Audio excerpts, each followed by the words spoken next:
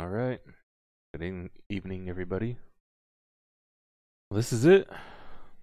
This is what I have been working on for a few months.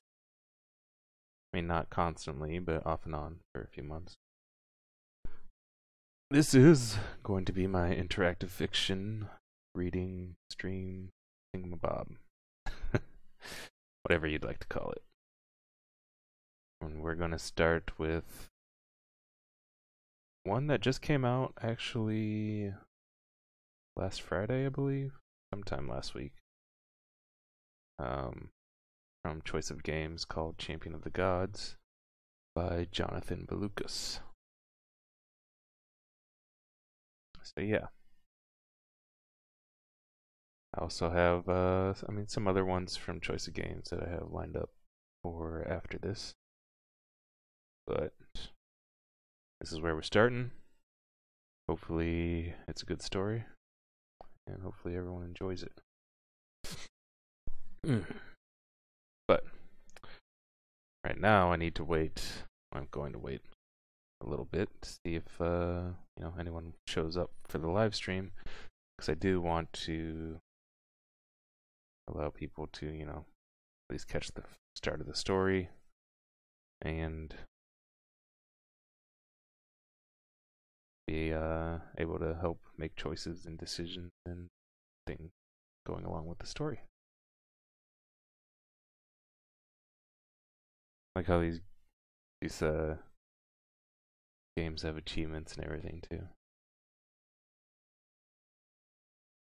I guess reading the achievements might actually be spoilers, so not read all of them. You have stats, resilience, strength, speed, attributes, brutal, integrity, haughtiness, faithful, merciful, deception, humility. Okay, so it kind of leans which way depending on what choices you make.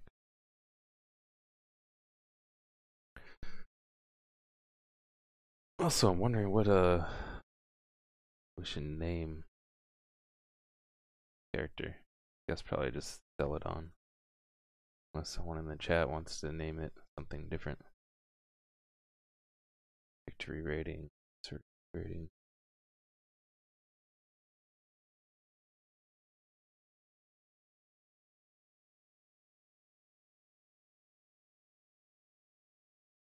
Okay.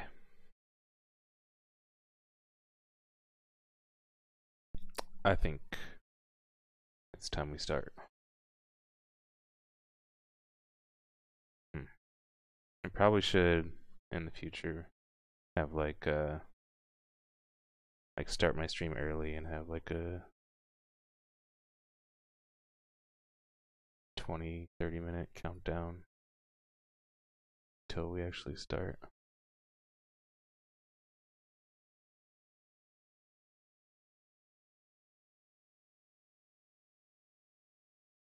Okay. Looks like chapter 1 is called The Call of Destiny.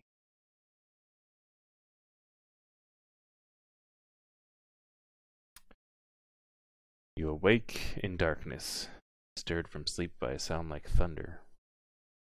Sitting up, you can hear your breathing and the heavy beating of your heart. Apart from that, the night is quiet. Was it only a dream? You look at the chamber around you. Moonlight bleeds through the shutters. You can just barely discern the clay walls and the forms of your other family members. Alert and awake like you, they are waiting. The noise is louder when it returns. A long, rumbling howl, inhuman to be sure, but brimming with rage. Whatever it is, it must be at the edge of the village, and now it is joined by the plaintive moan of the sentinel's horns, the alarm. You feel your father spring to his feet. The earthen floor is shaking beneath you. He throws open the window and the entryway to let in more of the moonlight. Yeah, what's up? Yeah, it's choose your own adventure, Zach said. Clasping his tunic over his shoulder, he takes his spear in his hand and readies himself to face an unknown enemy. As Archon of your village, he is no stranger to the task. Your mother dons her chiton. Chiton? I think that's how you say it. Already whispering the prayers of Sonus that will bring the warrior strength.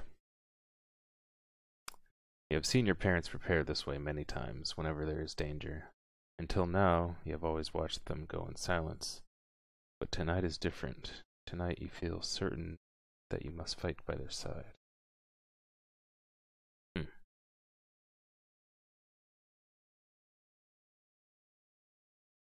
I'm curious about the, was it only a dream part?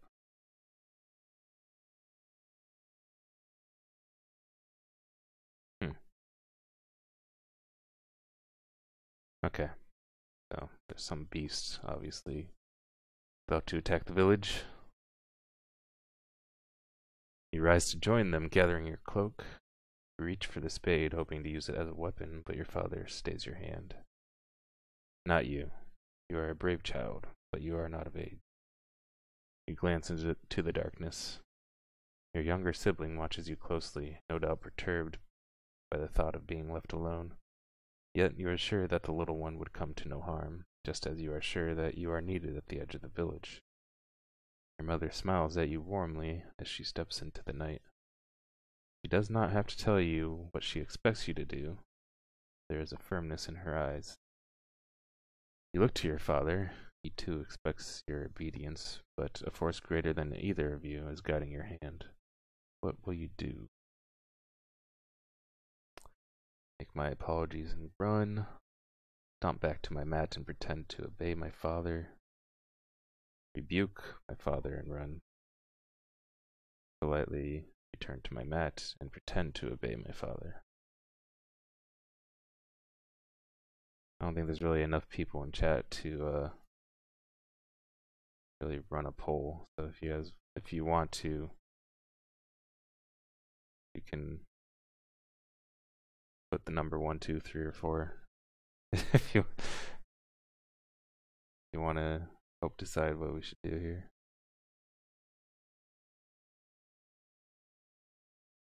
Basically, make my apologies and run would be basically apologize for disobeying and then run to go fight.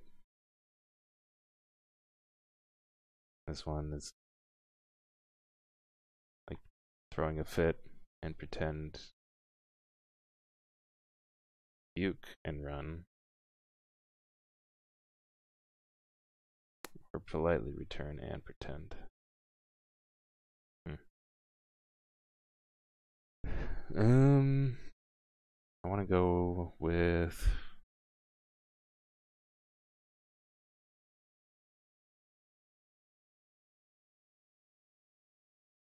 probably gonna go with politely return to the mat and pretend to obey. What's up, Labarden? You said 4. You want 4 too? Yeah, that's what I'm thinking. Alright, Zach side. Alright, 4 it will be.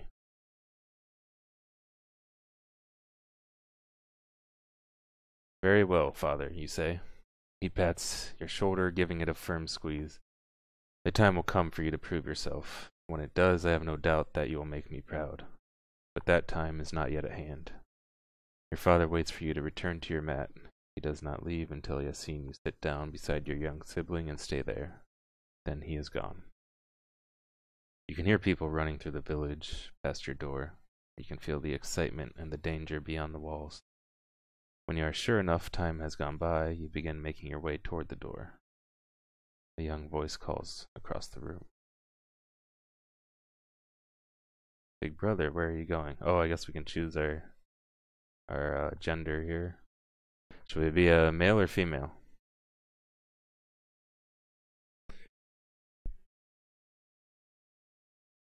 And what are you packing for, Zoxide? Are you going on a Magic tournament trip? That's probably the most likely thing. Or are you actually moving?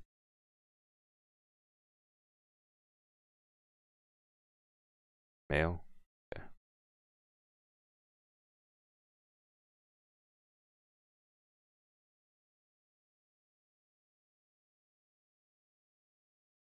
Oh yeah, yeah. I remember you talking about buying the house. Nice. Congrats, man. You turn to your young brother, Paroculus.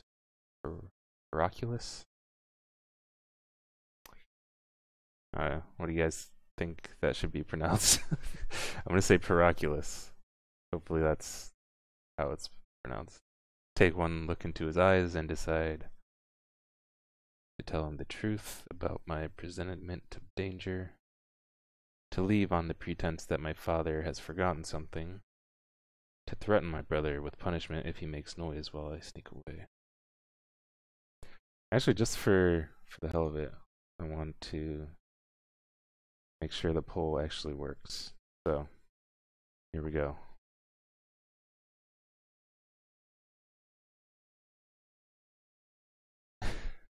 I, I put 0 for quit the game because for some reason this poll you have to have an option 0. So, I will have that. I put that's what I could come up with for an option 0. 1, tell him the truth. Yeah.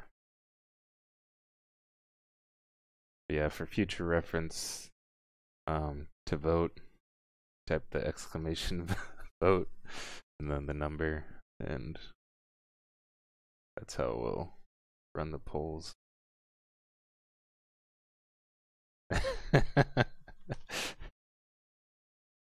Here, I'm gonna vote just to test it out. Oops. Actually.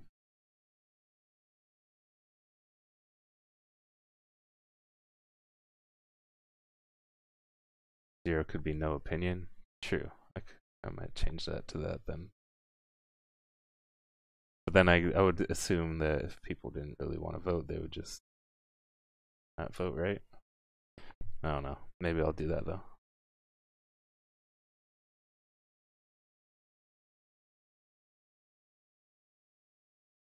Cool. So it works.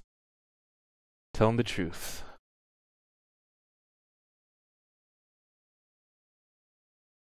You cannot lie to your brother. My beloved Paraculus, you say. I believe in my soul that the gods are speaking to me tonight, and they have told me that our parents and all other villagers are in grave danger. If I do not leave now, it may come to pass that you are unable to continue speaking because Paraculus is already crying in horror at the words you have spoken.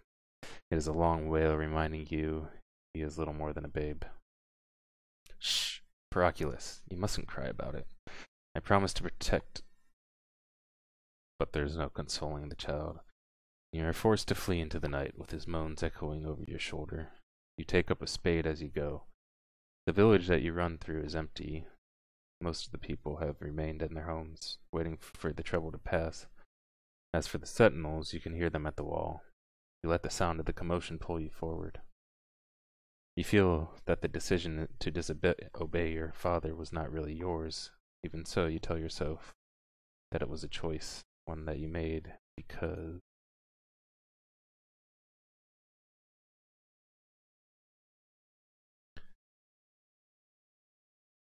yeah, I know people would vote 0 all the time to troll me, and I don't mind. I don't care about that. Obviously, if 0 did win, I would not actually quit. It's just there because maybe people want to troll, and that's cool. I can still see the numbers of votes for other options on the app, so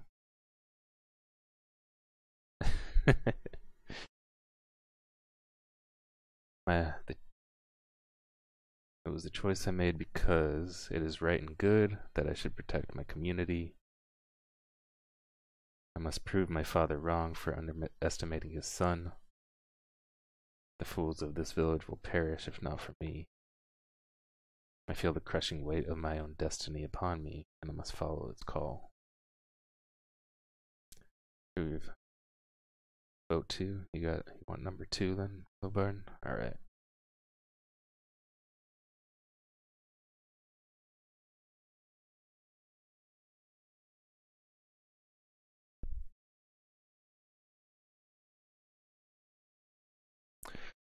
When your father looks at you, he sees only a boy. But tonight all that will change. You are sure of it. You arrive at the edge of the village. Your father is already here. He has ordered his sentinels into a defensive position. Their spears are raised in a long row, facing the high mound of stone that is your village wall. Father orders the fighters into second position, and the edges of their weapons tilt toward the coming enemy. You can hear a raging creature outside the wall, ready to come in, but it has not shown itself yet. Farther back, your mother prays with the other attendants of Hisonus. I really hope I can pronounce this stuff right, because I'm pretty sure these are actually like actual Greek mythology names and things. I really have no idea how to pronounce them. Zero could be streamer's choice or something. True. Yeah. That's a good idea, actually. Might try that one.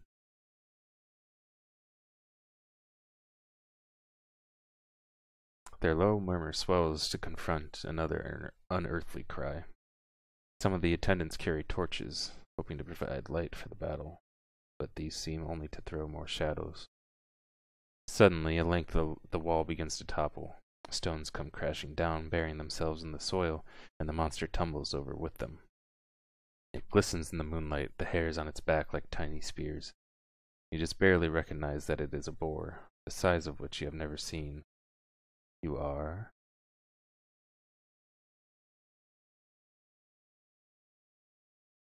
amazed, intrigued, ready for action, horrified.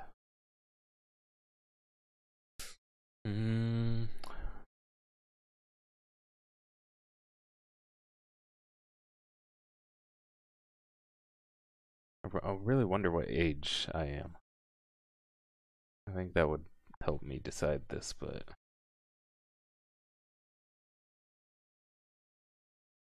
I don't know. I figure if this is like the first real battle for this kid, probably gonna be amazed. Amazed seems a good reaction. The sentinels advance. A female warrior leaps out of formation to stab the boar's neck, but is swept aside with a single turn of its head. Oh, it's like a Prino, like Bloodborne. A young man comes forward now to break its hide with his spear. Before he can, he is gored by the beast's tusk and thrown clear, bleeding into the dust. The sentinels pull his body clear of the fight, and a priestess runs to his side. You know that by the time the night is over, many will fall to this beast. It is impossibly fast and impossibly strong, yet you know that you will defeat it. You step forward, scrambling ahead of the sentinel's formation.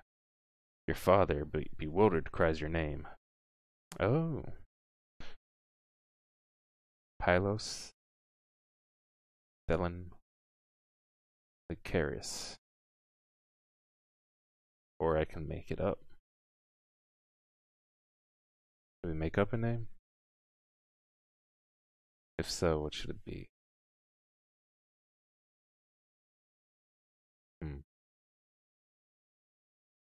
If not, I would go with Lycaris. I want to go with one that I can actually pronounce easily while I'm reading. Pylos. I don't know. I don't like Pylos very much. And Thelon. Thelon.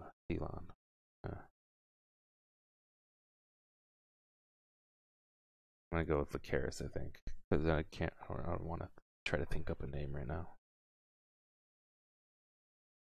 Okay.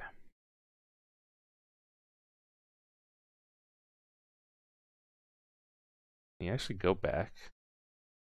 I don't see an option, like any buttons that would go back. You can restart from the beginning. But it seems like once you make a choice, it's set in stone. Lycaris, he calls, horrified that his son is facing the beast alone. But you will soon show him there's nothing to fear, because you know that you are strong enough to snap off the boar's tusks one by one. quick enough to lead the boar on a frantic chase into the valley beyond the village, resilient enough to absorb the creature's attack with my body till an opportunity to fight back presents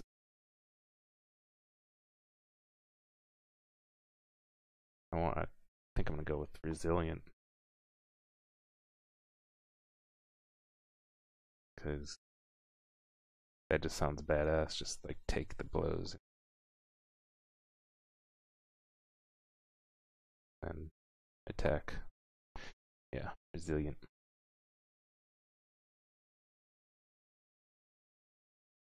You dart ahead of the creature and wave your spade, drawing its fury. It lowers its tusks and charges. Something inside you tells you to let it come.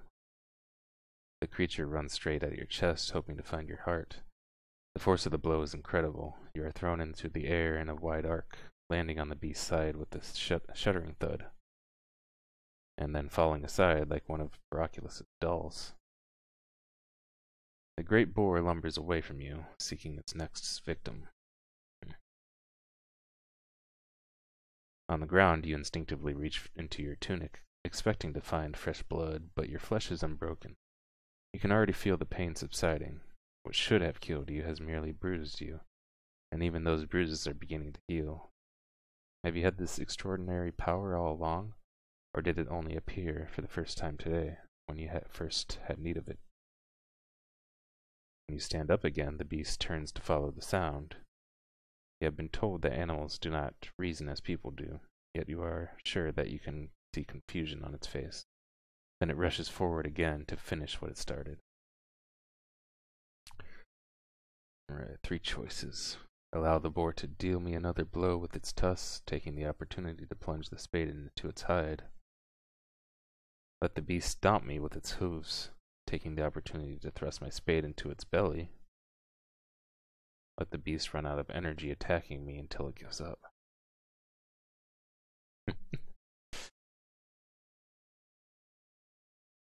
I don't know. The third option seems a little too cocky.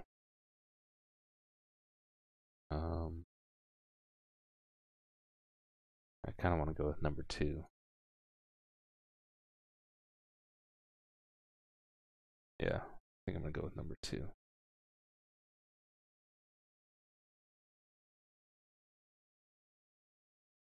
Yeah. You sit down and beat the ground, bidding the creature, come. The boar accepts your offer, rushing forward and dealing blow after blow to your body with its powerful hooves. But each time it comes down to crush you, your spade comes up, piercing its abdomen. The boar only realizes this after the third thrust, when you bury the spade to its handle. It squeals in fear and scampers away from you, suddenly understanding what has happened. You stand and take a spear from the stunned sentry, taunting the beast again. Come! By now, the creature is wary of you. It turns and flees, either in terror or wisdom, squealing as it scrambles over the wall, marking the stones in its path with its own blood. Your mother runs forward and embraces you, grateful to look into your eyes once more. You are a fool, she wails, tears flowing down her cheeks as she holds you close. A fool. Over his shoulder, you see the Archon, your father. He stands dumbstruck among the other villagers. His eyes fall on you as though you are a stranger.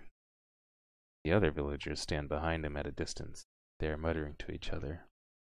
They look back and forth between you and your father, as though they are afraid of him suddenly. This is not how you imagined you would be received after such a triumph. What is the matter? Yeah, the poor Prino got wrecked.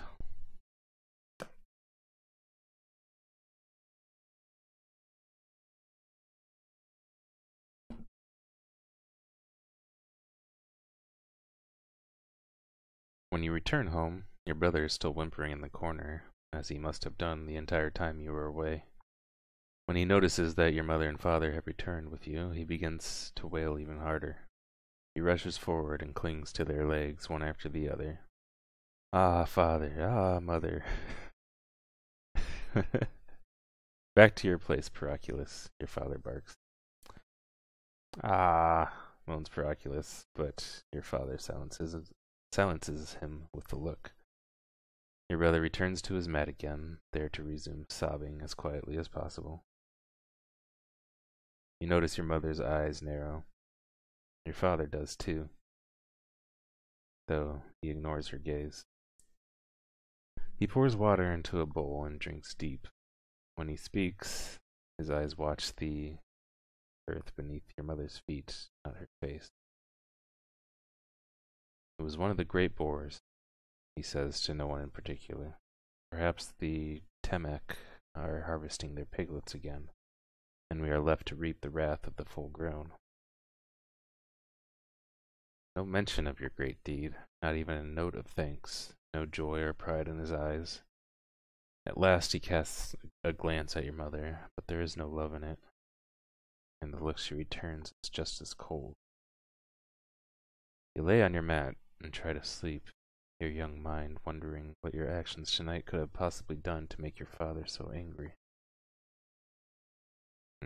Perhaps my father is embarrassed that a child like me has done what he could not. Perhaps the boar was sacred to Hasonus. My father has said that the gods punish mortals who harm the beasts that are holy to them. Perhaps I have made the village jealous of me. My new power has doubtless made them mad with envy. Perhaps I have frightened our village. My new power may make my family lose face.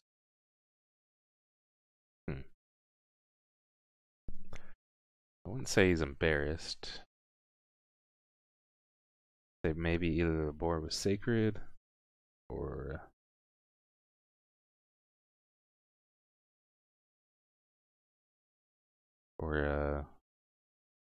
that the village was frightened. It says it's one of the great boars.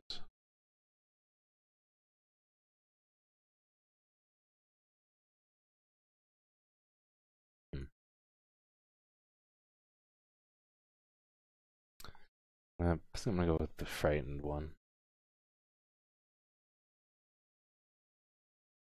You can only hope that you are wrong. You awaken early the next morning, but your troubled thoughts do not allow you to return to sleep. You keep your eyes closed anyway, lying still and listening. You hear your father leave without a word to begin repairing the wall. You hear the washwoman collect Paraculus for the day. Finally, your mother stirs you. You cannot fool me, Licorice. How did I pronounce it? Licorice? Licorice, I think that. I already forgot. I'll say Licorice because licorice just sounds like licorice. I know you are awake. Rise. It is time for your lessons. Upon your arrival on the hilltop, the other children cheer unanimously. They have already heard the tales of your victory over the boar, and they know a hero when they see one. The other boys take turns hitting you. They succeed only in hurting their own hands. You feel proud to enjoy this moment in the sun, haunted by the implications my new powers may yet have for my family. Powerful indeed, and ready to reap the rewards of such power. Disappointed that my own father did not share in my friend's enthusiasm. Surprised by how easily my friends are amused. Truly, they are pathetic.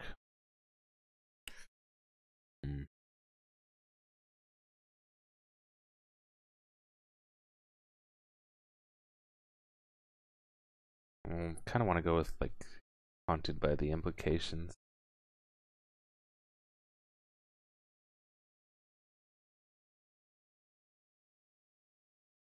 Yeah, haunted by the implications my new powers may yet have for my family.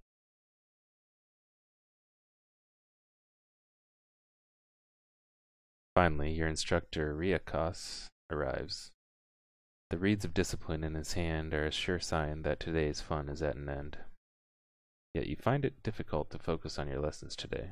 Your thoughts are restless. Besides, there seems to be something happening in the village below. Look, they are gathering, whispers Hethikos, poking you and pointing down the hill. He is your favorite classmate, but he can be a terribly busybody, always sticking his nose into everyone else's business. See how many people I've taken to the streets? I bet the elders are being called to council. And look over there, Licorice. Lycaris. I'm not gonna. I'm gonna keep saying Lycaris. So maybe I'll just go with that. It is your father. They must have called him too. Ethicos is right. Your father is among the villagers now converging on the chambers of judgment. The other villagers seem to be giving him a wide berth. The commotion in the streets is worrying indeed. Could this meeting of the council concern my fight with the boar? Probably about the Temek nomads whose greed and carelessness caused the boar to attack in the first place. No concern of mine at the moment. I must focus on my lessons. What's up, Nintendo?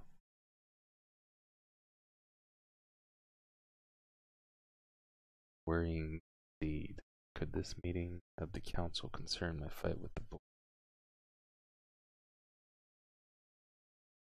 The implications of the council meeting fray at your mind, and you soon find yourself lost in worry. Perhaps the town fears your family now. Perhaps you will be exiled. Perhaps you all will be exiled. Perhaps. Your thoughts soon flee when you feel the reeds of discipline wrapping your back. You look up to see Riakos looming over you. Pay attention, Lycaris. When the sun begins to settle in the western sky, your lessons draw to a close, and you begin your descent to the village with the other children. You're only halfway down the hill when you hear Riakos' voice again. Lycaris, please return and wait with me. The children turn and follow your eyes. Atop the hill, one of the council's attendants is standing beside your teacher. It is the decree of the elders that you visit with Megrados tonight. I will bring you to him at sundown. Megrados. Everyone knows that name. The old man who lives in a hut on the eastern edge of the village and dresses like a foreign king. The adults say he is a healer, but the other children have another name for him. You can hear Hethikos whispering it under his breath now. Sorcerer. For your part, I am sure that he is every bit the monster my peers say he is. I am sure those who think Megrados is a sorcerer are merely unaccustomed to his ways. I cannot rule out the possibility that he is a sorcerer. This world is wondrous and a dangerous place. I think those who call Megrados a sorcerer are fools.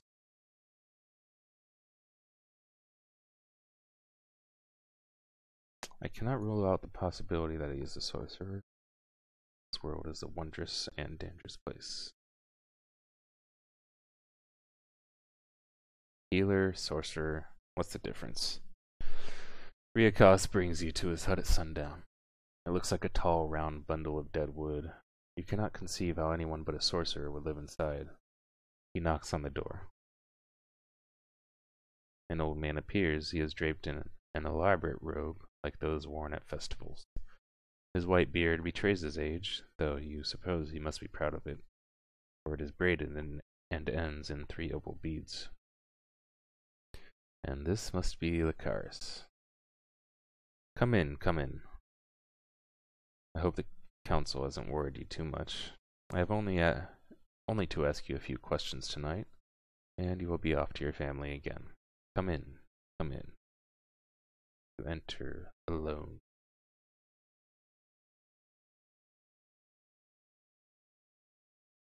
His hut almost seems larger on the inside, though much of it is filled with strange objects, figurines with long arms and dark eyes, plates painted with images of great winged hounds, bowls with snakes' faces for handles. You are reminded of the temple of Hesonus, with its many offerings of thanks to the gods, but the images on these objects are strange to you. They are from the eastern lands, Megrados says, noticing your attention to his wares. Depictions of their gods. They are different. They are gifts from my friends. He gestures to his cloak proudly. This is a gift too. It was given to me by the Ka himself. A most interesting man, the Ka. Most generous for one so powerful, though he can be quite fussy to tell the truth. Ah well, I suppose it comes from being the Ka. Megrados looks at you as though he had forgotten you were here. But, my, I am being such a rude host. You must be famished. Please help yourself to fruit. He gestures to a lacquered bowl filled with grapes. You want to reach for them, but you remember the warnings of your friends. Megrodas notices your hesitation. Why do you not eat, Licorice? I tell him that I refuse to eat food given to me by a sorcerer. I make up a story about a bellyache to avoid eating the fruit. I only pretend to eat the fruit.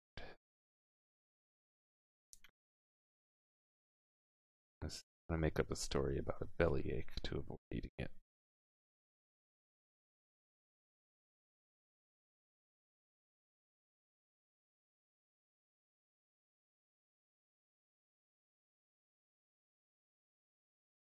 My belly has been troubling me since last evening, you say. Oh, that is no surprise, given what you have experienced, Megrodas replies. I am only relieved your belly is the cause of your hesitation. I worried that you might think me a sorcerer. Oh. Yes, many of the children claim that I am one. Perhaps it's because I am a healer. But truth be told, I wield no magic at all. Indeed, there have been no sorcerers in Agasa since the end of the First Age. You watch as he eats the grapes himself. Your stomach growls insistently. Megrodas leads you to a raised table in the corner of the hut. Now, I must admit, I have many questions for you tonight. Before I start asking them, do you perhaps have a question for me? Why have the elders called me here? When can I leave? What is the First Age?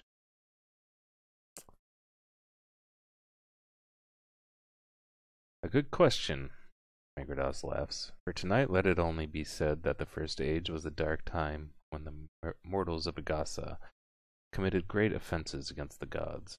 The rest of the story will keep for another day. Now, have a seat, please. You find one of the places not covered in artifacts and sit down. So tell me of your battle, child. There's talk of your prowess all over the village.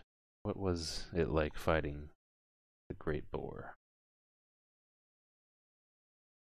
It was the happiest moment of my life to find that I possessed such power. So far it seems to have caused me nothing but trouble. It was thrilling indeed to best that beast. I merely did what was necessary for our village's protection. Say 2 or 4.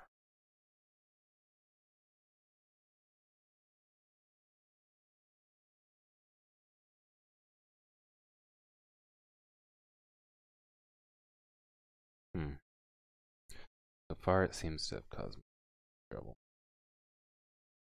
Yeah, let's have him be a little bit childish and be completely reasonable.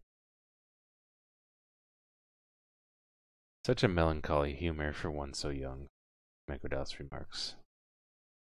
You have never heard these strange words and have no notion how to respond to them.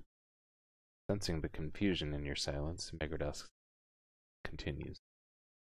I was referring to the humor of your soul, my boy, its mood, its character. Now tell me, how did you know that the boar would not harm you? Did someone tell you that you could resist its attack? It is a question you had not thought of before. In truth, you had no knowledge of your power before you used it. You tell Megrodas so. He ruminates over your response for a few moments. In that case, I have another question for you. It may seem frivolous, but I assure you that it is quite important. Megrodas peers inquisitively into your eyes and fixes his gaze there hard, as though he is daring you to lie. Where do you go when you dream? He asks. This is a strange question, to be sure, but you can feel from Megrodas's voice that he is very serious. Is there perhaps a place where you have been many times, a place that you dream about over and over again? You look back upon your dream. You have been to so many strange places in them, it seems impossible to name them all. But indeed, there is one place you have dreamed of more than any other. You say, I have dreamed of being in a great gray city made of stone. It overlooks the water. I have dreamed of being in a twisting canyon that is the color of soil in summer. There is a noise above me, like scrabbling legs. I have dreamed of a great building on a mountain top, shaped like a half moon.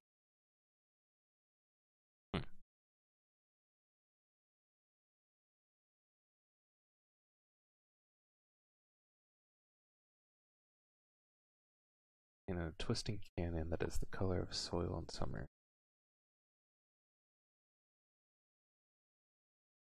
I'm trying to think the main difference between these three options. The second option has the noise bit. There is a noise above me, like scrabbling legs.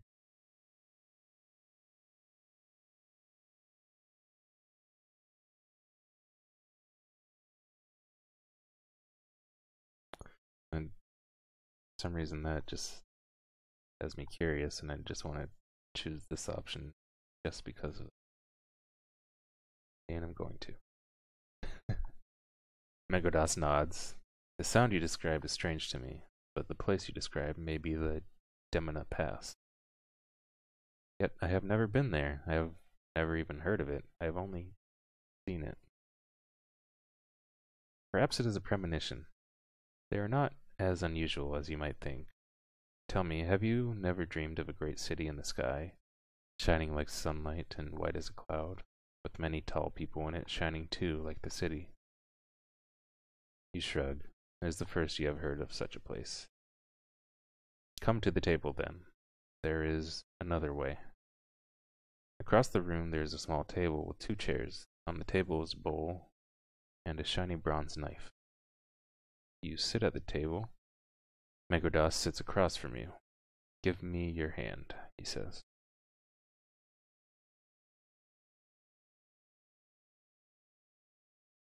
I give him my hand. Ask him why he wants my hand. Refuse to give him my hand.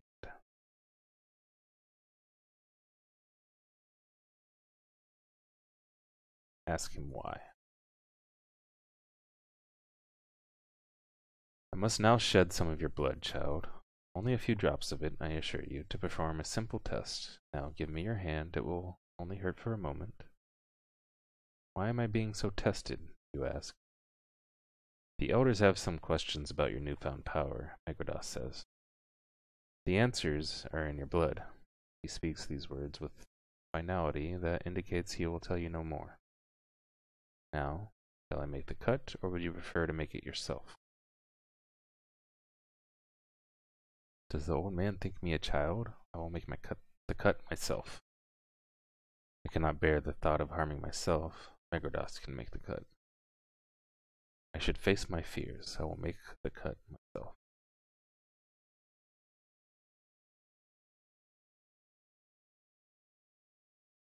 Face my fears.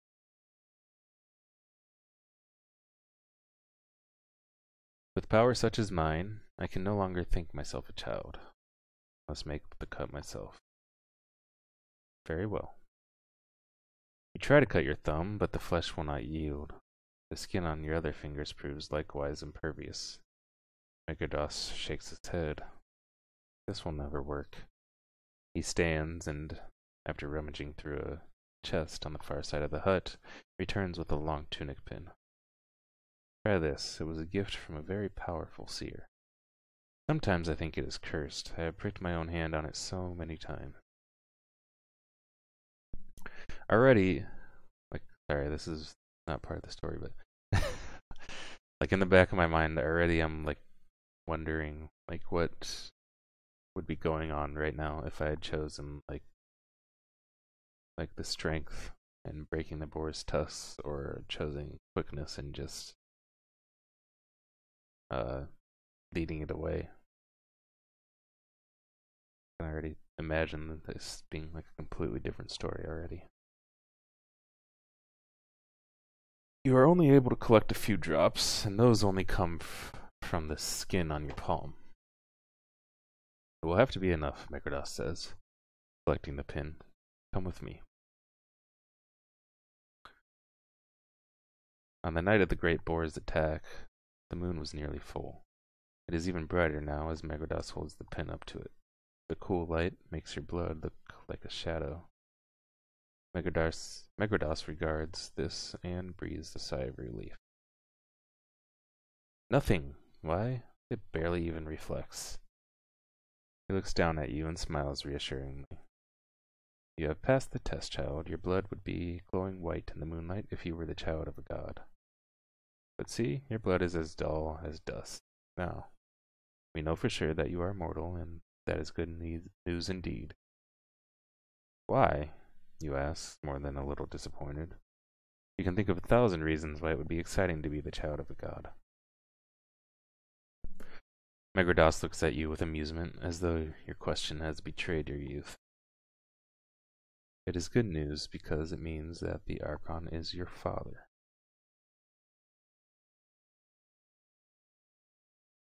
Finally, you understand not only why you are here, but why your father has been so angry since last night, and so changed toward your family.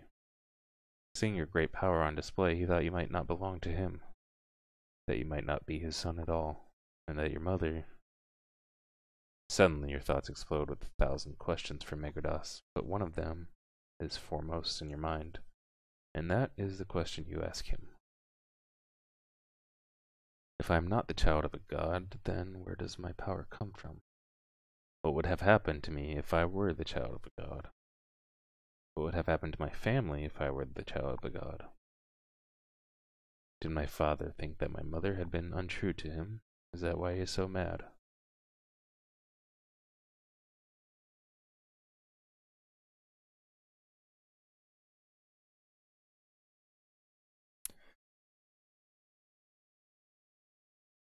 Yeah, that is kind of crappy, huh, Labarden? Okay, let's go with... I want to go with, what would have happened to my family.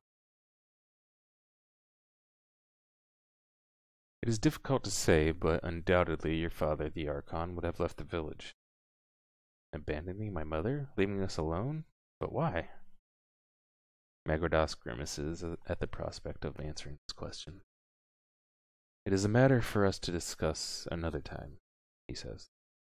You do not yet possess the knowledge to understand the answer. Knowledge of the gods, you mean? He shakes his head. No, my boy. Knowledge of the mortal hearts, and what little sense can be made of them. Your father and mother await your return in the doorway. As you draw closer, they read the good news in Megrodas's face. Your father begins to smile for the first time since the previous evening. Greet them, Megrodas tells you. Greet your family, child. Then he gives you a nudge on your shoulder and sends you running into their arms. Your father's hold is almost desperate, as though he thought he had lost you, has found you once more. Even so, it is many days before your mother will speak to him again. His sudden coldness to her and to you, his son, has left a mark in her mind that is not soon erased. Every night you hear him whispering sweet words to her in the darkness, trying to win her back. He seems to fear her anger in a way she did not fear his, and perhaps in the end it is this that wins her over. One morning, some weeks later, you do not know how, but they are back the way they were. They speak to each other with ease, they smile together, and their eyes meet. Love has returned to them again, and your father has been forgiven. I am only relieved that this incident has passed. I will never trust my father again. Perhaps now my family will finally acknowledge my achievements. I pity my father's vulnerability. I remain shocked that my father could have been so cruel to my mother. You can't unsee an asshole once you see it.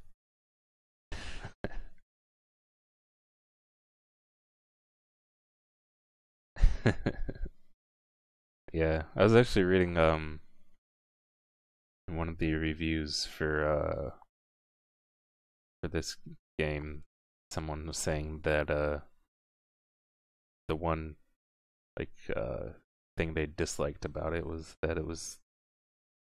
that love seemed to come too easily and was not as realistic as it should be, or something like that. I guess this might be one of those moments.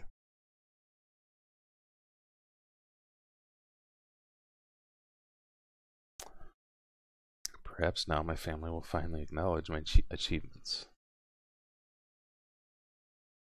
I'm gonna go with that one, I think.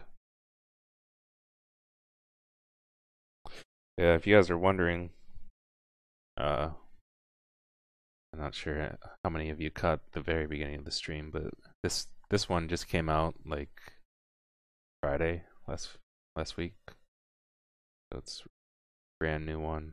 So I'm not really sure what to expect from it.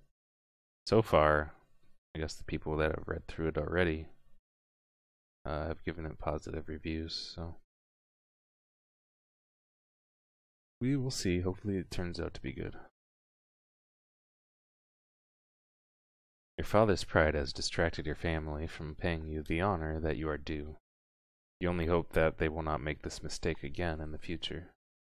You are obviously meant for great things, to have been granted such a power as a young mortal.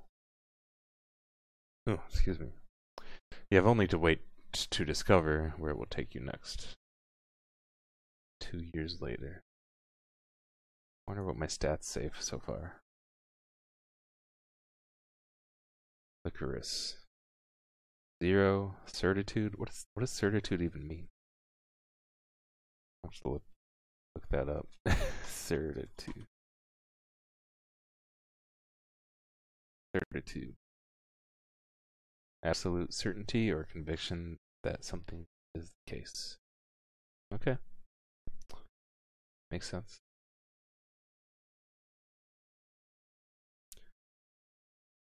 Physical attributes: 80% resilience, 50 strength, 50 speed.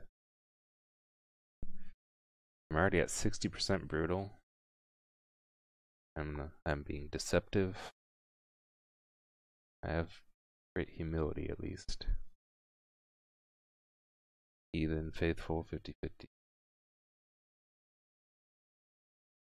Humor is more logical than passionate, more melancholy than courage. Sign of the Lamb. You are ruled by facts, and those facts paint a dark picture of the world in which you live. To combat the cruelty of the world, you do what you can to help those in need.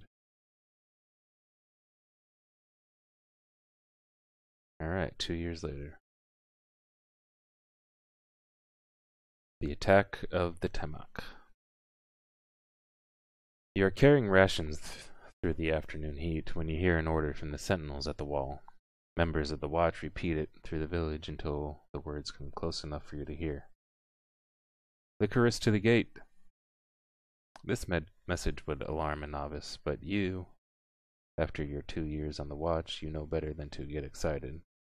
Likely there is a merchant who needs accompanying, a horse that needs tethering, or a mess that wants cleaning. Sentries do not summon apprentices like you for serious matters. You reply, with enthusiasm nonetheless, with as much spite as I can supply.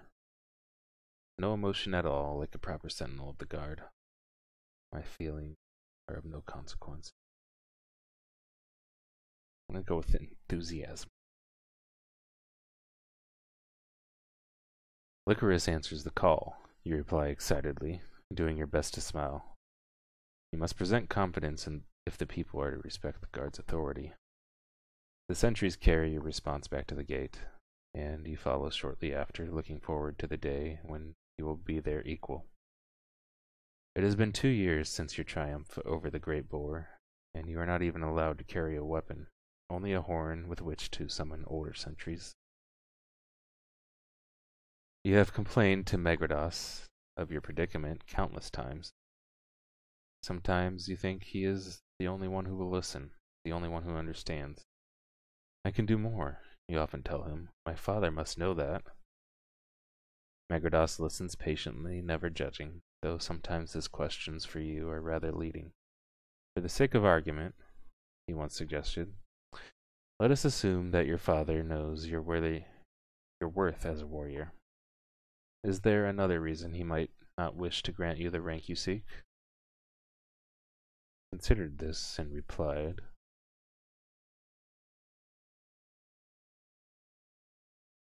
because I am only 16 and power is not wisdom, there is much I have left to learn. Because no matter how capable I may be, our village would become a laughingstock if our guard used young people like me for its defense. Because our village does not respect its young, even those with extraordinary gifts such as mine. Because I am clearly fated for a lifetime of humiliation and misery. Because it would damage his integrity if the Archon were to advance his son ahead of the other apprentices. Because the people of this village fear my power, as well they should.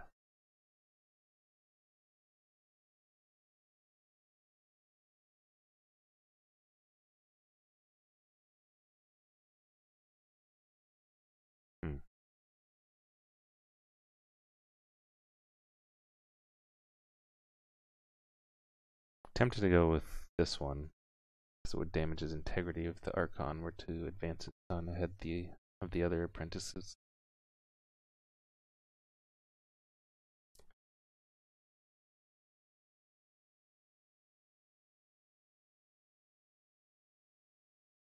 Either that or the first one.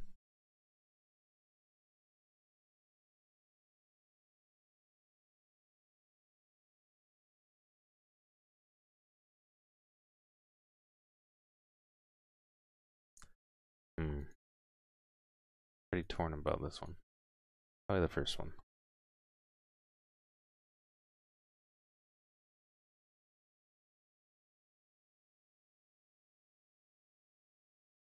Yeah. Megrados smiled. Your words could not be truer. Indeed, sometimes the most important knowledge we can hold is the knowledge of what we do not know. I applaud your patience, Licorice. Given time to learn your craft, I have no doubt that you will grow to be the greatest defender this village has ever known. Why else would the Weavers have granted you such gifts? Megrados is fond of talking about the Weavers, the mysterious gods who control fate. To hear him describe them, they sound powerful indeed, operating in secret, guiding all of humanity down their well-crafted pathways, and truly, every day of your training seems to indicate that they have an extraordinary destiny planned for you. You have learned, for instance, that your strange powers of healing also give you extraordinary endurance. You never seem to tire, no matter how long you run or fight. During swimming lessons, you displayed such a talent for holding your breath that your instructor fainted by the time you resurfaced, mistakenly assuming he had just drowned the Archon's son. And your gifts do not end with your resilience. Although hardly as remarkable as your resistance to harm, your trainers have noted that you move more quickly than most, or are stronger than most people. Alright, this one, this is like a stat. What do you guys want to, stronger or quicker?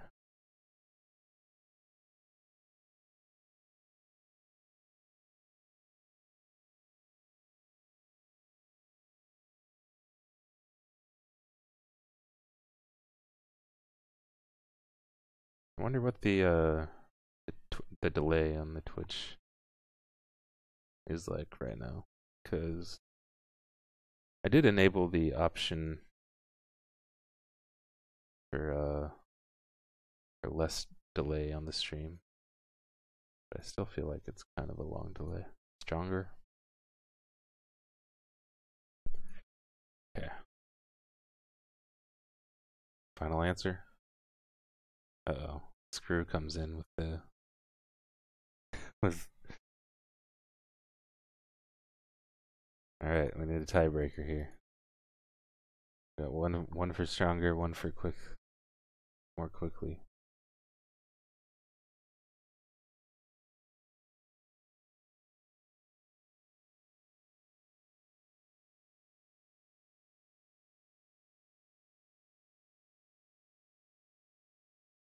The tiebreaker. I guess we can use a quarter for the tiebreaker. Alright, so heads will be stronger, tails will be more quickly.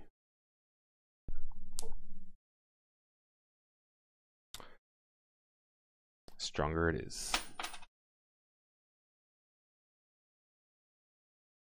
In addition to your extraordinary resilience, you are quite strong. So perhaps Megrados is right after all. You need only be patient to become the man that the Weavers have destined you to be. The work you are doing today will only bring you closer to the future. You make your way through the center of the village, its squat gray houses painted with powdery blue lines. A group of girls passes by, carrying water from the well at the edge of the village. When they notice you, they begin whispering to each other and giggling. Tell me, Licorice, one named Nuala calls. Are you very busy today? Her tone is mocking, but there is too much smiling in her eyes for the cruelty to be sincere. Her friends explode with laughter, then they are gone. It has been this way for months now. You are nearly of age, and the young women of the village have been flirting at every chance. I cannot deny their allure. I am indifferent to the girls, as I greatly prefer other boys. I cannot deny the girls' allure, though I am equally fond of boys. Oh. You get to choose their sexual nature.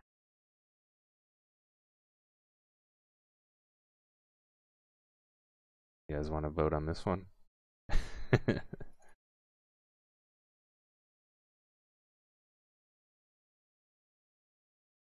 I know Nintendo is probably gonna vote for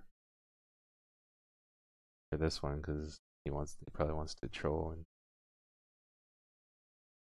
be gay, or maybe not. Maybe he'll want some like sexual stuff in the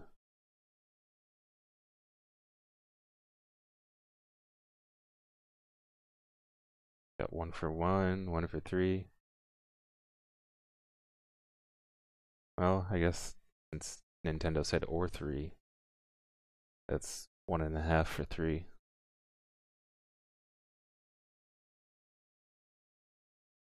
3 gives us most options.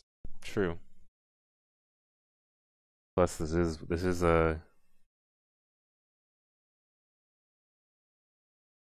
Greek history, so that's how they were back then, right? Or so people say. Everyone swung both ways. Okay.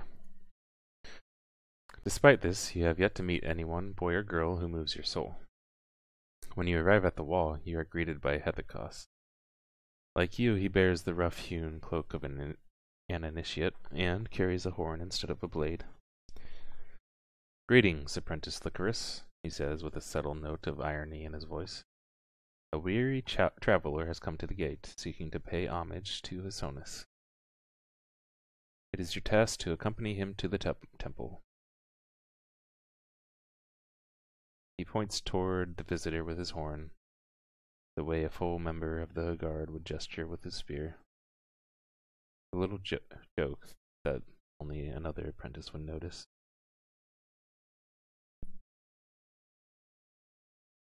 Hethekos should stop horsing around and focus on his work. Hethekos's humor is a welcome change from the monotony of my post. Hethekos's little joke only reminds me of our low stations. I welcome it.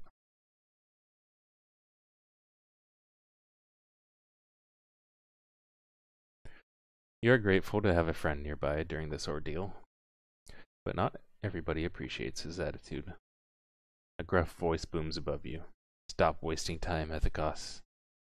It is your father calling from the guard's platform. Show the apprentice to his charge. You look up at him. Only you can see the pride in his eyes behind his demeanor. He would never reveal it in view of your peers, but you know that you remain your father's favorite apprentice. You step forward to greet the wiry, gray-bearded traveler you will be escorting. He wears a threadbare cloak and a wide-brimmed hat hangs low on his back. His brow furrows as you approach. "What is this?" the stranger huffs. "I need no boy to protect me." He notices Hethekos leading his horse to a stable. "And what need have you of my horse? How can I know for sure you will not steal it while I'm at the temple?" Hethekos looks dumbstruck, surprised that any traveler would reject your village's hospitality. "I have come this far myself," the old man insists. "I need no escort to pay honor to the gods. I can feel your father's expectant gaze on you from the watch platform. What will you do?"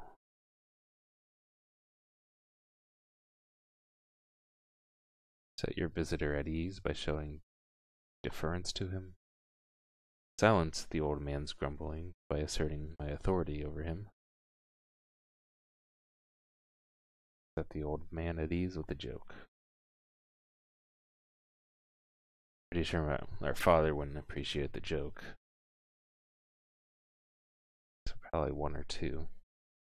Oh, I forgot the poll's still open. Actually, I wonder what happens if I close the poll when it's tied. Let's see.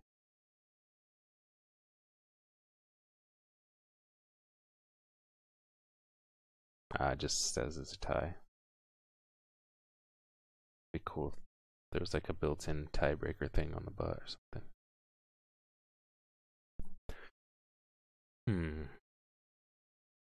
Alright.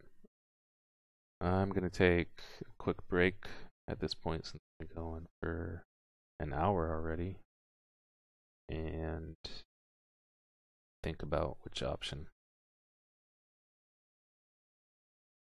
Like, I want to go with whichever option would probably make my father more proud, but I'm not sure which one that might be. Anyway, I'll be back in like 2 minutes or so.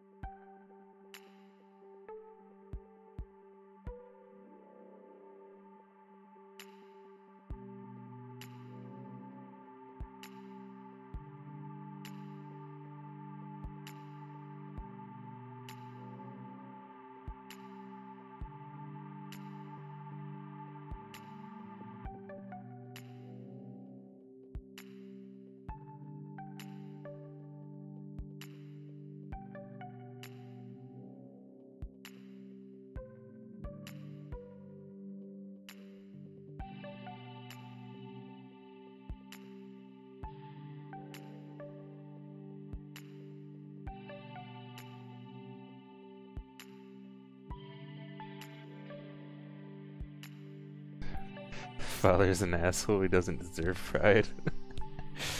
uh,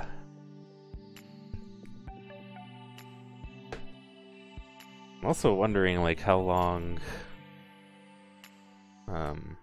it'll take to actually read through all this. From what I could tell with like the other games of this type, people say they're like 4 to 6 hours, but that's probably when people are just reading by themselves, so they can read faster because they don't have to read out loud, stuff like that.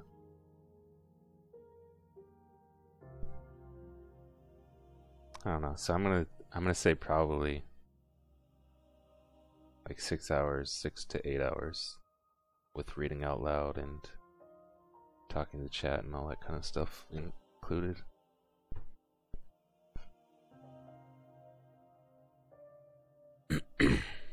Okay.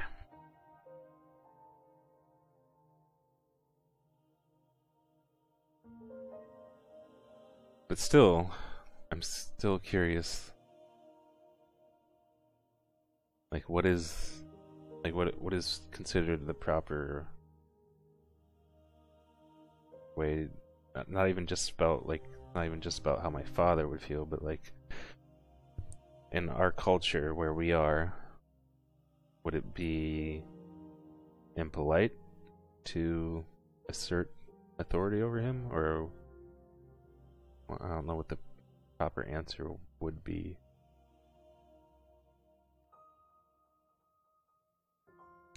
Depends how long my voice can hold up. Well, I mean, with Witcher, I'm almost constantly reading shit, so I think I'm kind of used to it. And just talking to the stream in general. You always want to be nice to elders. True, true.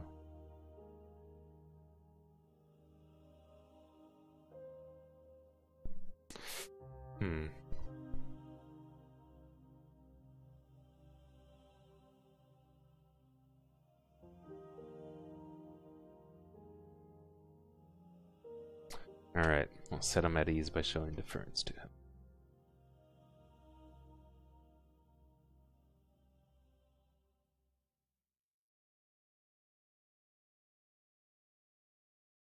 Also, does the stream look okay to you guys? Like, is the text all readable and everything? I know that's one concern I had like with streaming a text-based thing, is I know that it might be really hard to read on your guys' screen.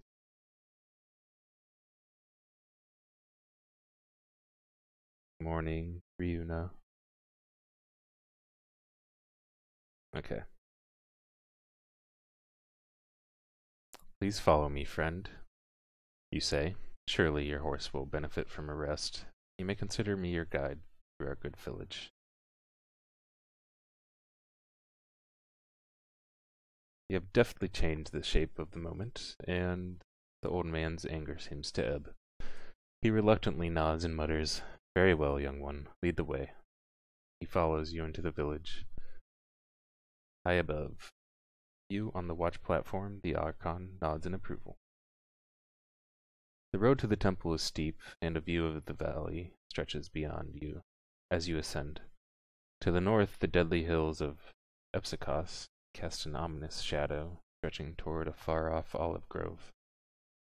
The old man seems quite taken with this view, and he slows down to look at it. The shadow touches the grove just at twilight, you explain, noticing his interest in the scene. We often use it to mark the time. It is visible from a great distance in any direction. So I have been told, he replies, and resumes his ascent.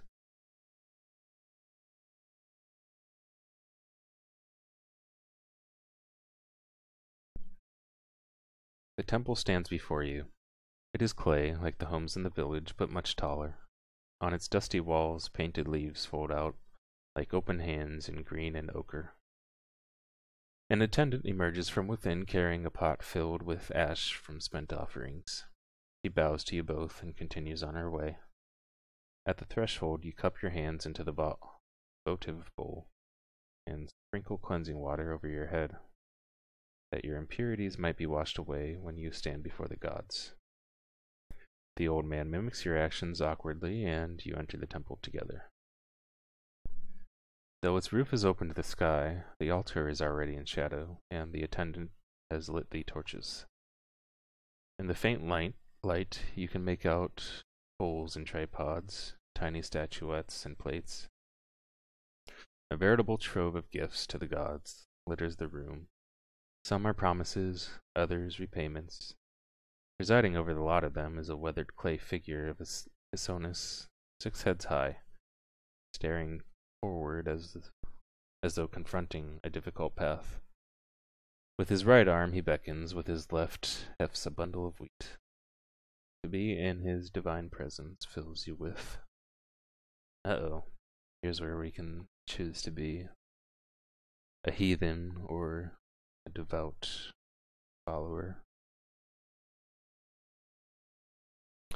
Devotion, for I truly love the gods and all their works. Respect for the gods are sacred to my people. Caution, the gods are possessed of terrifying power. Disgust, for the gods are merely tyrants on high.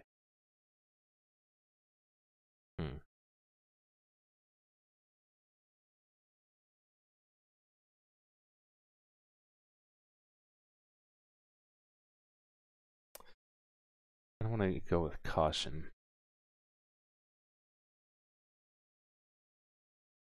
I feel like in this situation or in this story, 16-year-old boy in a Greek mythology setting would probably be fearful of the gods.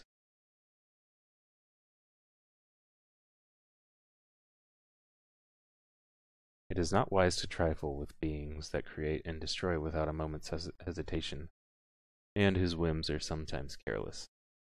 Whatever his own faith, the old man regards the cluttered temple with something like awe. This will do well, he says. He places his offering on the altar, a single coin.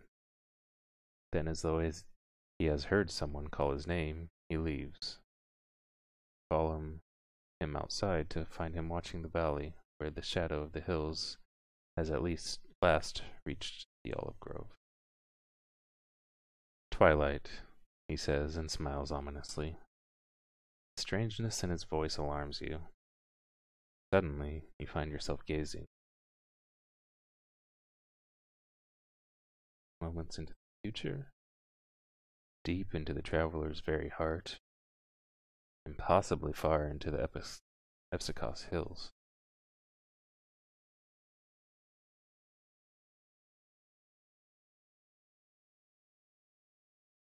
At 16, he would be middle-aged, true. But, I mean, I'm pretty sure his mind would still be youngish. So, am I getting to choose like a new ability right now? To be able to see the future, be able to read a person's like feelings or intentions, or just be able to see really fucking far.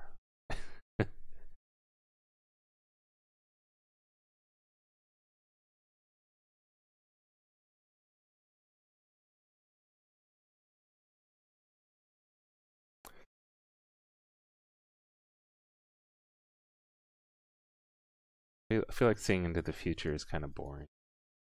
I'm feeling these two. Read someone or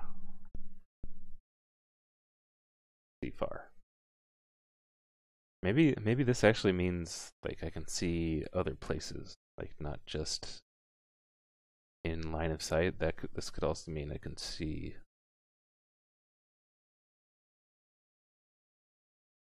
other places at the same time.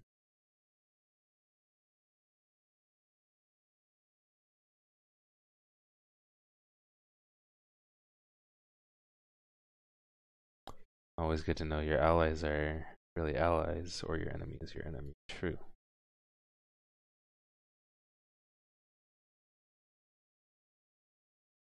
I don't know, I feel like seeing the future would suck. Everything would be like so anticlimactic. Like, oh, I knew that was gonna happen.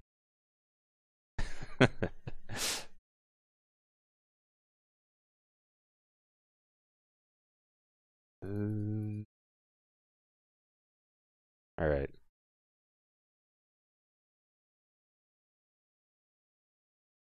Yeah, I'm gonna go with number 3 because it just seems like the more curious one.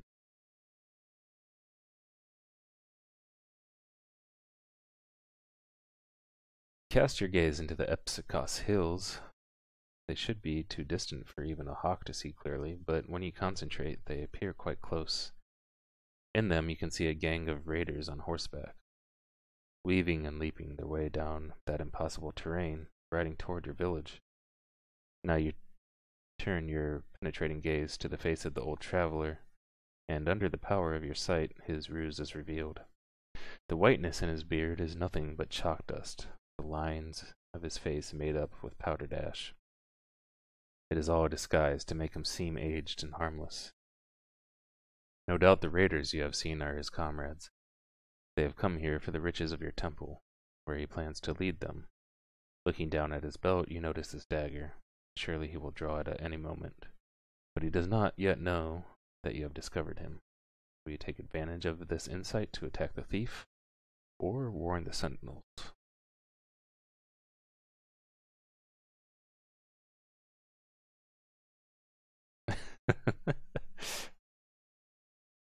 Honestly, and part of the reason I chose the sight thing is because I thought it would be unpopular, and I like to choose the unpopular thing.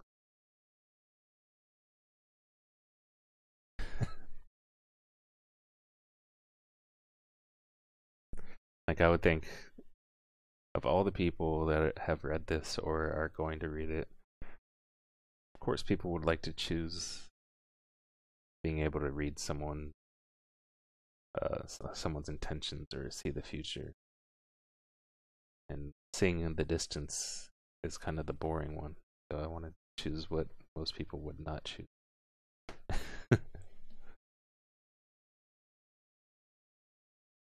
Okay, so I can grab the thief's dagger out of his belt, knock the thief unconscious with a well-placed punch, blow the horn to alert the sentinels, kind of leaning towards that.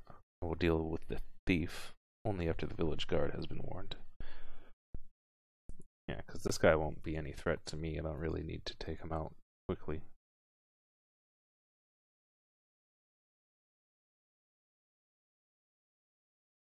Okay. The thief, seeing that you have discovered his ruse, draws his dagger and leaps at you in a feral rage.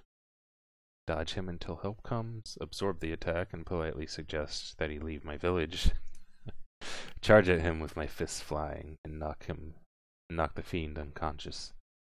Absorb the attack, and taunt the thief.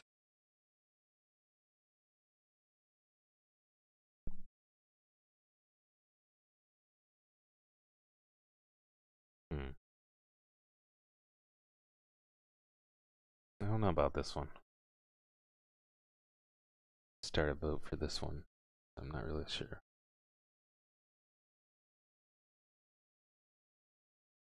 I thought you were getting up. 2, you say? Alright, that's 1 vote for 2.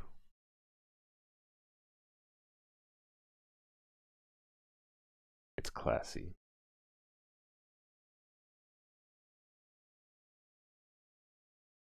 Anyone else? Anyone else?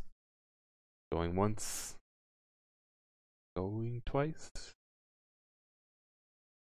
Going thrice? Going twice? I don't know. Alright, 2 it is.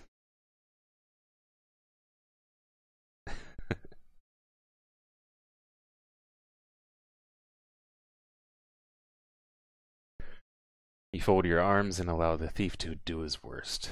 When he sees that his attacks have no effect on you, he draws back. looking down at you in confusion. This day does not belong to you, my friend, you warn him. You had best join your comrades and leave. The thief, still shaken by your power, seems to consider your suggestion while the guard rides up the hill behind him. He turns to face the riders as they rise.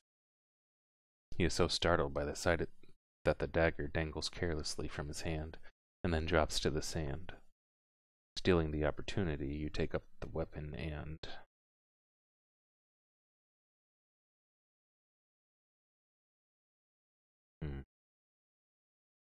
Stab the thief in the back with it. Cut the clasp off the thief's cloak with it. Throw it where the thief cannot reach it.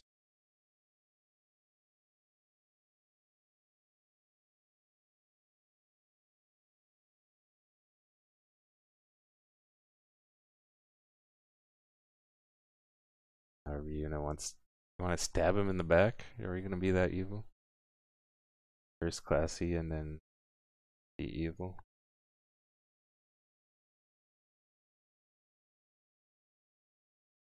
I guess he did attack me.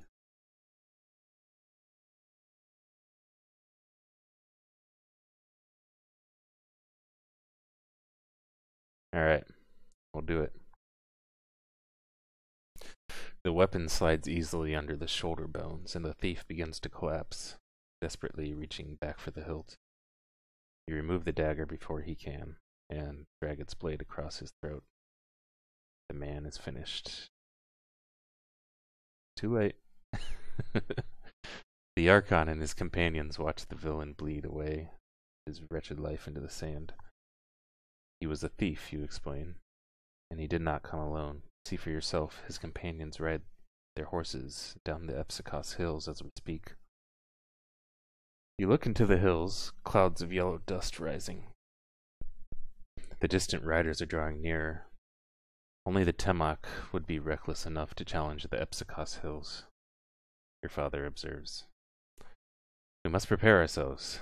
There are no better than beasts. He turns to you. His eyes fall on the dagger in your hand. Put down that dagger. It is a thief's weapon, not a sentry's. He nods to one of the guards. A spear is placed in your free hand. Nemus and I will stay and guard the temple. Ethikos, you remain too. Lycoris, you go to the village and fight with the others. I will not disappoint you, father. Do not speak to me like I am a child.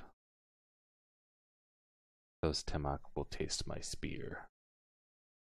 Enough talk. I must protect our people.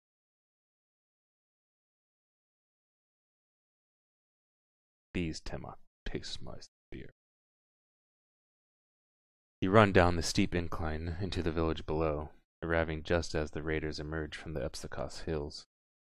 They gallop through the village, no two clad alike. Some wear breastplates of bronze and formal military helmets. Others only loincloths and greaves.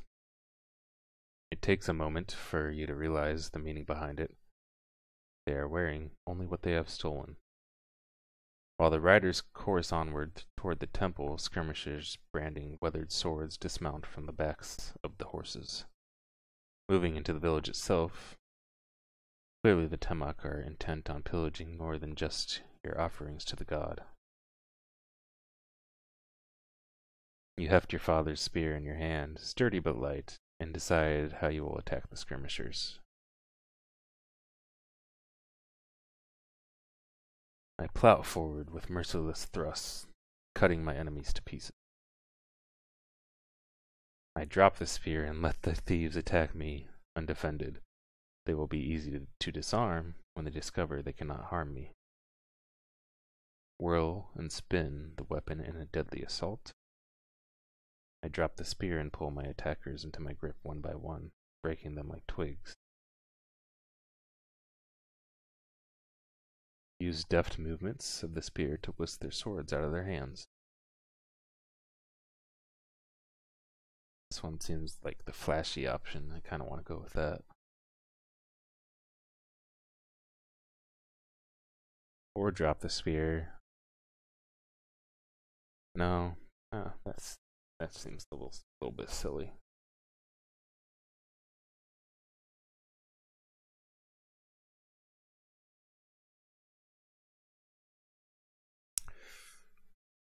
Yeah, I think I'm gonna use deft movements of the spear to whisk their swords out of their hands.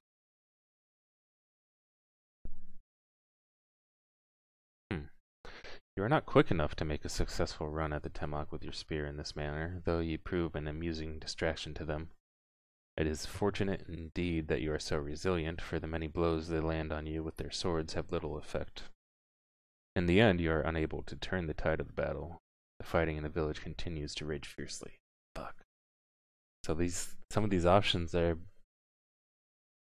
you can only succeed if your stats are high enough. I tried to go with the quick option, but I'm too slow. Fuck. Well, shit.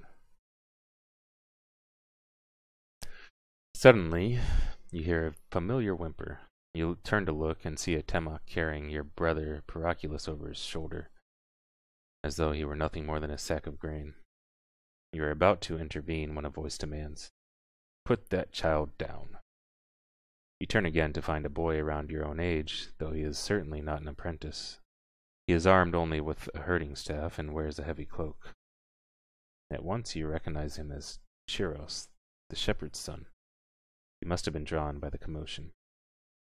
"Put that child down," repeats Chiros, shaking his staff as though it were as fierce as a spear. The Temok, a massive creature in spiked armor, seems amused by this. He walks back toward the young man, ready to accept his challenge.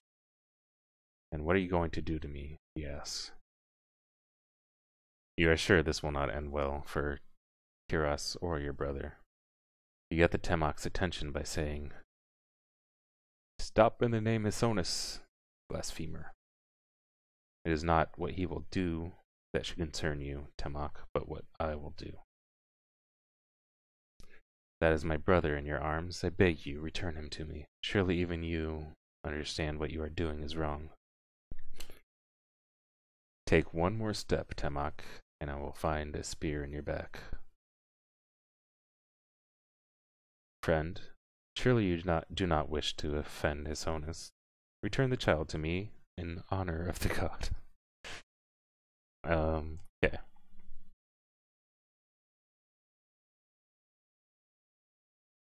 Take one more step, and you will find a spear in your back.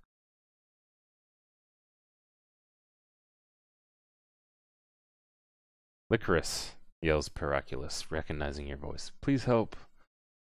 The Temok turns to you. When he notices you are the same age as Chiros, he laughs heartily. "It appears I have interrupted your playtime." He lowers your brother down from his shoulder, and then brings a curved dagger to the boy's throat. "Well, this is no game. The child comes with me now, or you bury him tomorrow." You exchange a knowing look with Chiros over the Temok's back. He nods uncertainly and readies his staff. "Sleep, Temok," you say. "The darkness will cool your blood." Before the thief can respond, Chiros' staff has come down on his skull. The brute wears no helmet, and there is a loud crack. He stumbles, and you run forward to catch Paraculus as he falls. Your brother clings to you, sobbing. As you console him, you notice that Chiros' staff is trembling in his grasp. "Thank him for saving my brother. Express my surprise that a shepherd boy can fight at all. Ask him if he is injured. Chide the boy for putting himself in danger."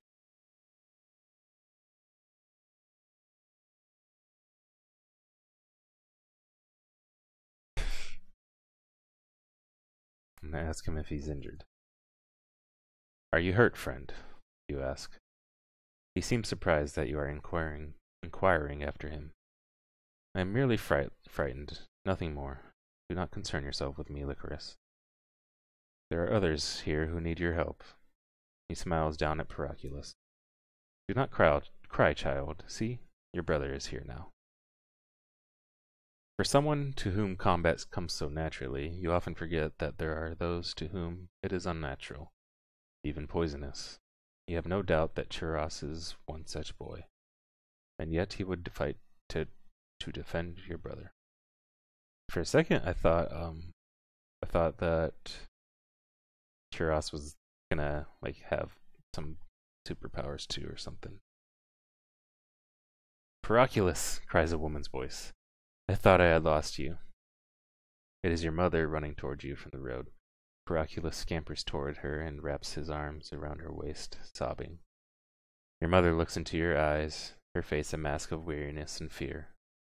The Temok came for the children while they were at lessons. Riakos fought hard for them, that much is clear. He gave them time to get away. If not for him, they would have been taken one and all. Uh-oh. I will see to it that Riakos is commended by the Archon, along with Kuros here. I have a feeling that Riakos is probably dead. We all fought as bravely as we could today. Even Kuros entered the fray. The Temok will pay for this attack. Will they not, Kuros?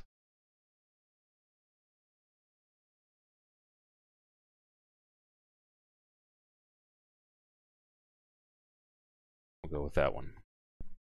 He turned to the shepherd's son, but he is gone. He looked up the hill at the temple and see that the Temok have begun to disperse. The few remaining skirmishers are being pulled onto horses.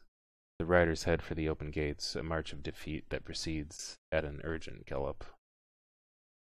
Your father begins running your way, down into the village. His face is almost unrecognizable. It is so marked with blood and soil. He is by your side in moments. Has Hethekos come this way? He asks. He fought bravely, but we have lost sight of him. What of the temple? Asks your mother. It has been desecrated, your father says. The Temok made off with many offerings. The sentinels undertake account of the villagers. It takes much of the night to complete. They find that 6 souls perished fending off the Temok. 3 victims were sentinels. The others were ordinary townspeople. Among them, the brave Riakos. As for the missing, only a single child has been taken, Hethekos. But you are sure the raiders will keep him alive. The Temok grow their numbers the same way they gather their treasure. Theft. Or Riakos.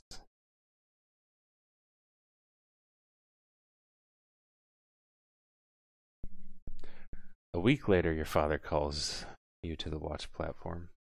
You find him waiting high above you, looking out into the night, a dark figure against the stars. Archon, Lycoris asks permission to speak. Welcome, Lycoris. Please join me. There is something we must discuss. You climb the ladder and stand beside your father at the platform's edge. The valley beyond glows a dull blue in the light of the half-moon. Nothing moves. The elders again called me to council. It seems Megrados has told them that you have a new power. Your heart skips a beat. You revealed your new power to Megrados the morning after the raid, but you did not expect him to tell anybody about it. I asked Megrados to keep my power a secret. I am furious that he would betray my confidence in this way. I suppose I should have known better than to expect him to keep quiet. The truth would have come out sooner or later. Frankly, it is better that this is known. Oh no, I kind of feel betrayed.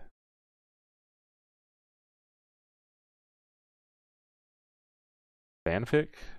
No, it's not a fanfic. This is actually an actual like story. Not really like a fan fiction about anything. As far as I know, I don't think it is. But yeah, interactive fiction.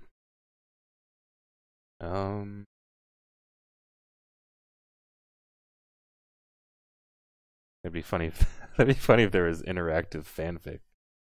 I can just imagine those stories.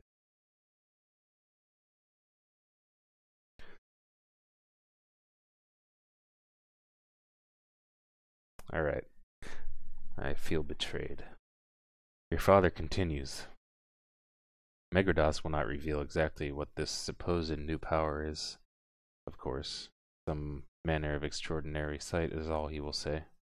He tells us he made you a promise not to tell any more than that. Does he speak the truth? So this is Megrados's game, the crafty old man.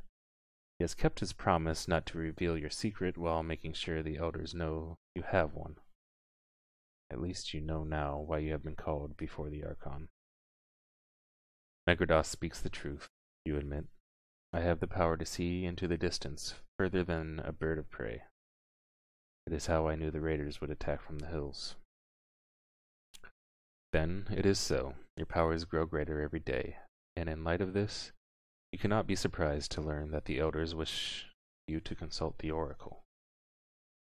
At this news, your heart nearly stops. But I am told the oracle foretells only sorrows. But the journey is so far, surely I am needed more here. But it will rob my life of its excitement to know the path before I tread it. But the oracle will say nothing to a person like me. I am only a simple village boy.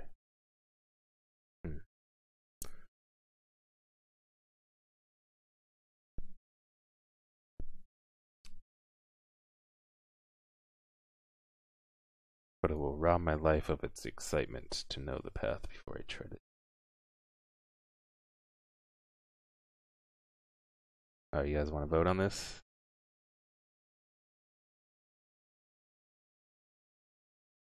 But yeah, see, Kinslayer is voting for the one I'm kind of leaning towards.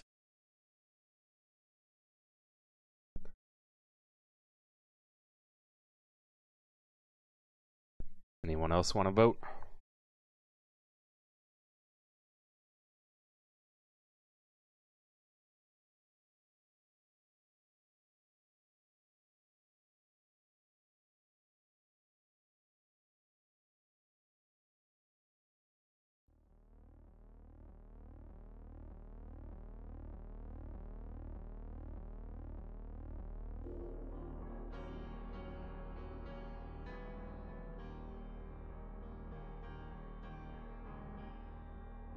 Alright, that's basically 3 votes for 3.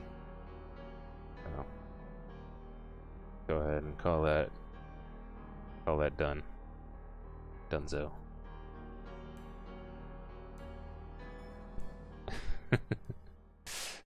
Alright. If your fate lies beyond these walls, you must follow it. There is a darkness in your father's tone as he mutters those last few words. What do you mean, you ask? You see pain in his eyes. It is clear that he wishes you had not asked. The elders have issued a decree, he explained. If the oracle reveals that your destiny lies beyond our village, you must leave us. To do otherwise would mean defying the gods.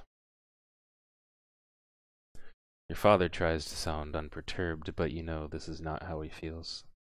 He is powerless in the face of the elder's decree. Do you have anything to say? He asks. As ever, you tell him your true thoughts. Fear not, father. I love the gods well and will follow wherever they bid me go. I will never leave, no matter what the oracle says. My life is here with you, with Mother and Paraculus. I am not fool enough to quarrel with the gods. If my destiny lies beyond the village, I will follow where it leads. I fear these so-called gifts are truly curses. Already they threaten to take me away from the village I love. No vote on this one. I'll go with that.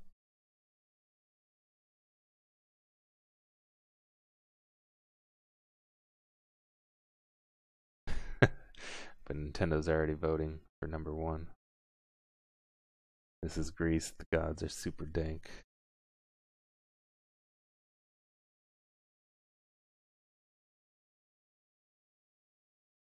But I already like set a precedent that I'm like trying to be like fearful of the gods, not like really loving, but fearful. So I'm gonna go with that one. You will do the gods great honor. You descend from the platform and begin walking home slowly, thinking of the oracle. You know you cannot consult it until you are of age, but that time will come very soon. You regard the long, narrow pit that borders your village. It is freshly dug and will soon become the foundation for a new wall. This one will extend around the village entirely to protect your people from the Epsikos hills. The sentinels will work for years to complete it. Perhaps it will be finished in time for your journey. You look behind you at the rock-ridden pathways of your village and the squat houses that can scarcely survive the 2 summers before they crack to pieces. Even these flaws feel warm and familiar to you. You know now that the day will come when you will have seen them for the last time. Another 2 years later. Wow.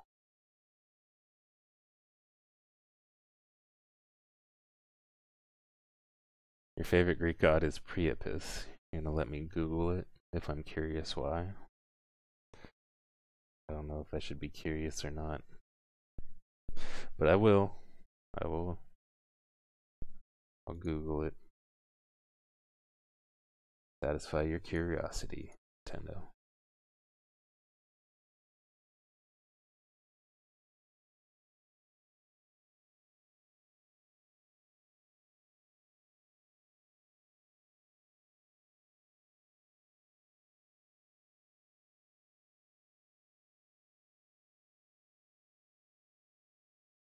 Fertility god. Okay. I figured it was gonna be something like that.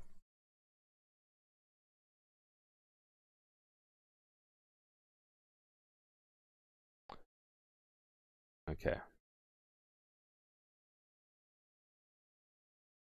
2 years later. The prophecy.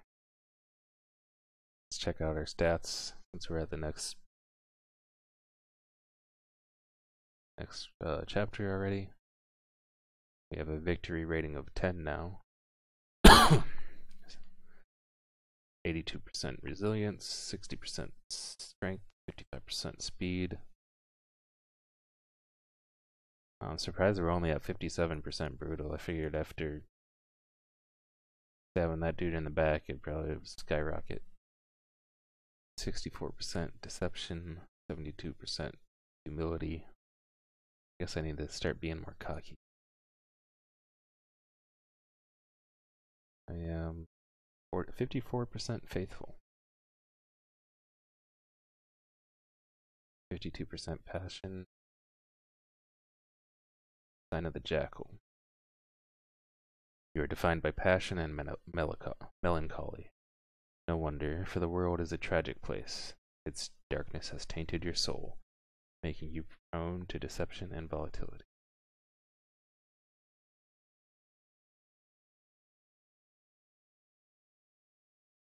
Priapus is marked by his oversized permanent erection, which gave rise to the medical term priapism. Alright. Chapter 3. You ride through a canyon pass. This is two years later. The corridors of stone twisting before you.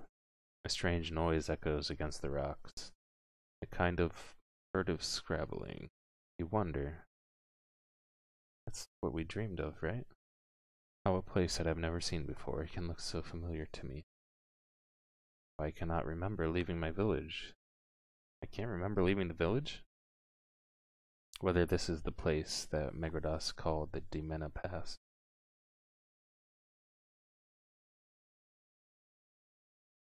Wait. I think if I choose that I cannot remember leaving the village, then I make it so.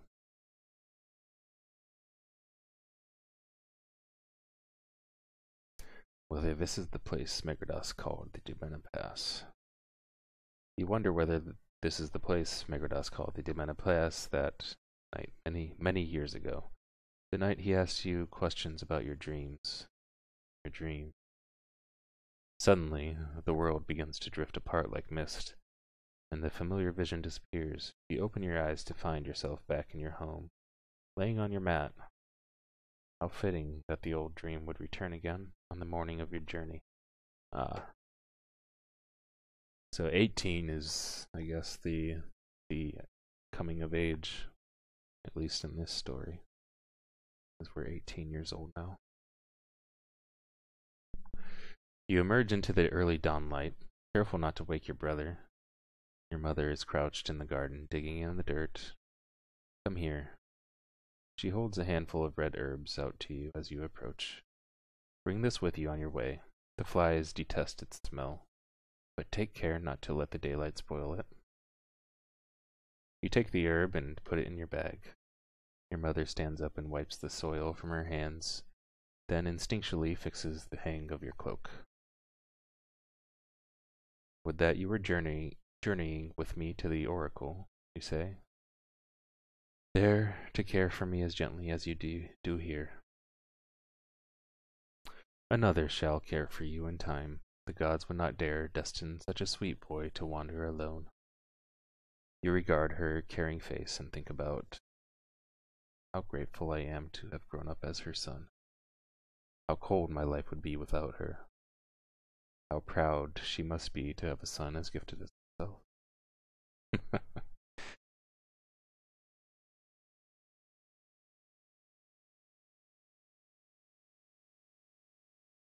I think Nintendo pre-voted this one, so I guess we're grateful. Keebler goldfish are not all they are cracked up to be. Those aren't bad. Had you never had them before, O'Barton? Oh, I guess I'm not thinking of Keebler, I'm thinking of Pepperidge Farm. Don't they make like the regular goldfish?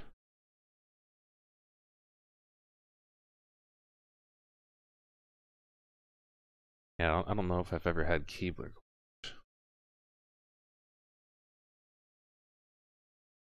Through the years, it has been a true blessing to have a mother like yours. Your family is strong, and its strength will remain with you on this journey. You leave her. You are due to meet with Megrodas at the gate soon. But the sun has not yet risen, and you are promised somewhere else first. You walk east, and the well-trod ground gives way to patches of knotted weeds. Before long, you are so far from the edges of the village that it is hard to believe that you are still within it. Only the new wall marks the boundary, a long row of wooden spires spanning the foot of the Epsikos hills. In time, you come upon a clutch of low, square wooden shelters. 3 of them are sheep, stables, little more than fences with thatch rooftops. The fourth is shaped like the others, though. It is enclosed and has a tall door. It is the only kind of home that Elkis the shepherd knew how to make, a stable with walls. Sitting a few feet away from it, you can see Chiros waiting. He stands and smiles. In the years since he helped to save your brother. God, I see Nintendo spamming the. Alright, we'll put this to a vote.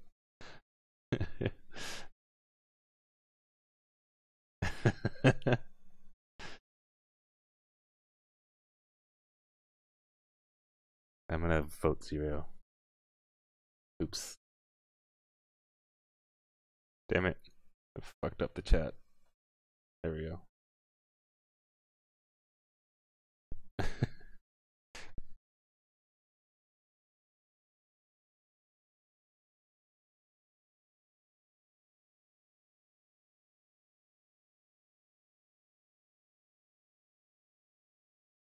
Anybody else?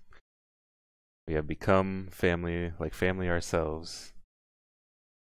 We have fallen in love with each other. He has become my sun, moon, and stars. What's the difference between 2 and 3, honestly? I think 2 and 3 are pretty much the same. Falling in love. I don't know.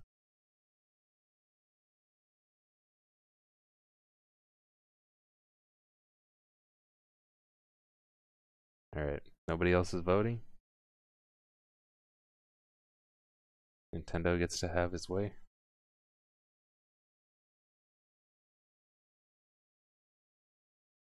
Alright. Going once. Going twice. Sold. Licorice, he says, as a long-time apprentice, you are accustomed to the sound of your own name, but it is something else to hear it spoken by someone you love. Oh, 3 means you have a bad case for him, but not that he feels the same. True. Yeah, good point. Churros, you return. You draw closer and guard his lovely eyes. Embrace him warmly. Kiss him hungrily.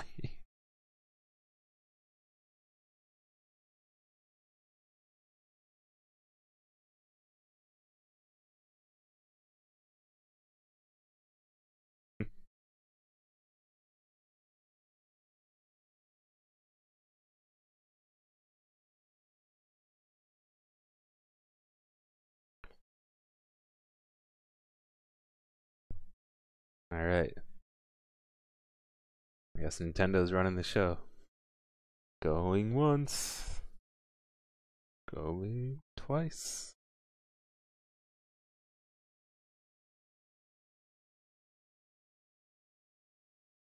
I did read it, didn't I?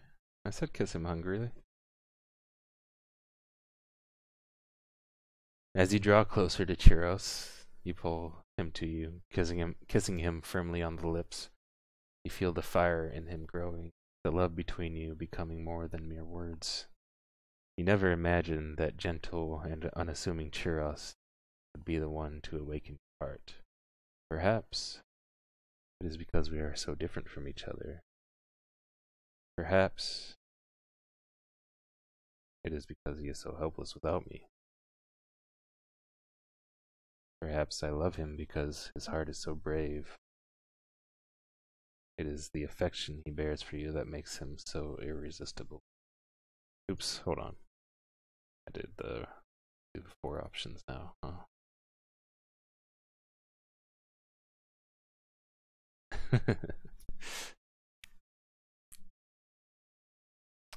I can sense that he is a better person than I am.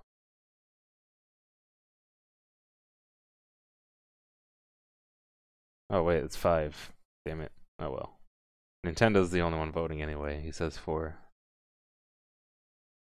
Uh-oh. Actually, LeBarden's got vote 3.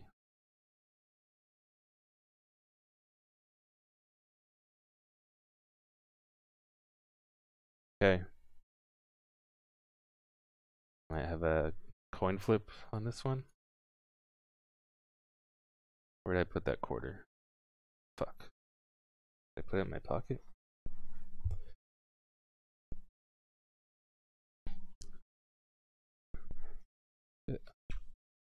It was right here.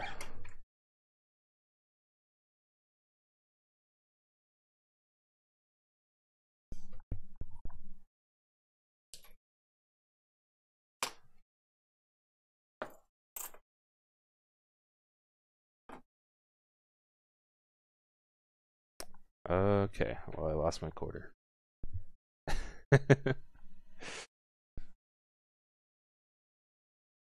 Seriously, where did it go? Alright.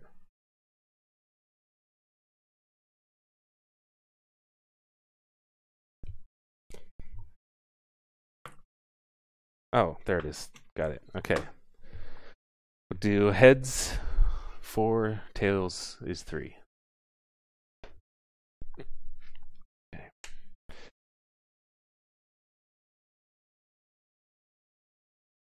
Sorry, Lobarden. Oh, and Zax, I voted 4 too, so anyway, I guess 4 actually wins. Because even with the kappa, the bot still picks it up.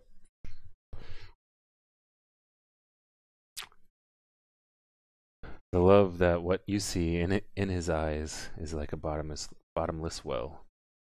You have never been adored by someone in this way before. It is intoxicating. Your kisses grow deeper, and Chiros's fingers press firmly into your shoulders. But even as this passion awakens, you feel him withdrawing from your touch. What is the matter, Chiros? I fear the Oracle's prediction, Chiros admits, his voice trembling with concern. What will you do if they portend a fate beyond the village, away from me? You cannot lie to one you love as you do, Chiros.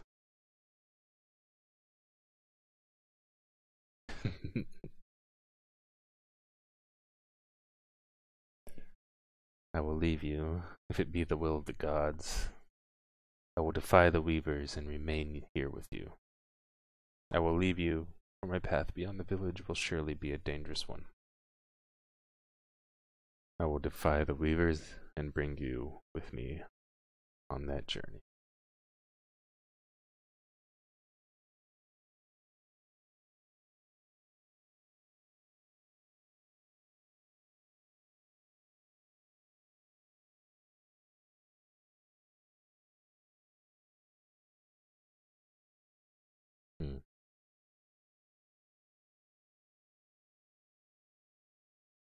I don't know. Yeah, this is a tough one. This is a tough one.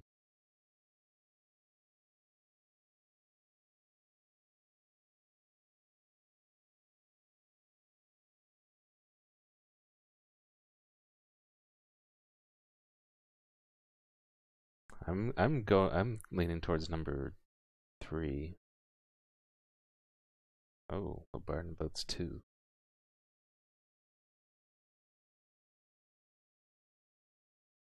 Why would he ask this question when we're emotionally vulnerable like this?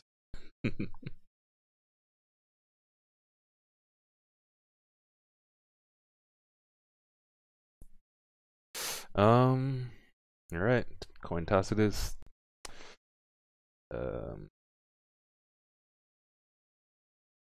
Heads is 4, tails is 2.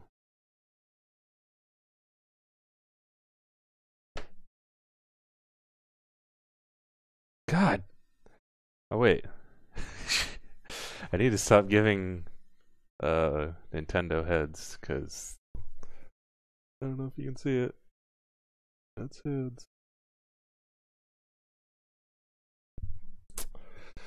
Alright.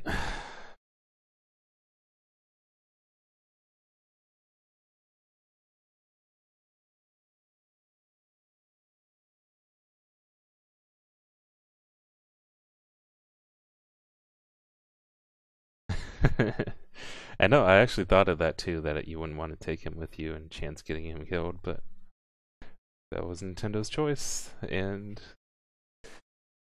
that's it. Final answer.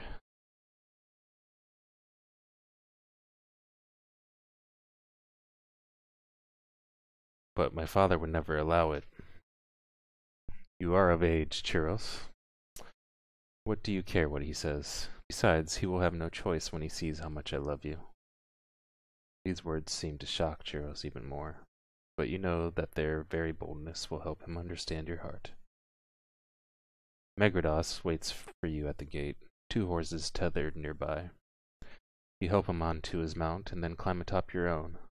The members of the guard pass you weapons and supplies, looping them onto the sides of the woven mat on your horse's back. As the 2 of you depart, you look up at the wall. More than the usual number of guards and apprentices stand along the gate, waiting to watch you pass through. Your fellow students of the guard blow their horns in a salute as you go. Your father joins in the tribute, and soon even the full-fledged guards are raising their spears along with him. You carry on. The road takes you and Megrados past the village's tall stone markers for the dead.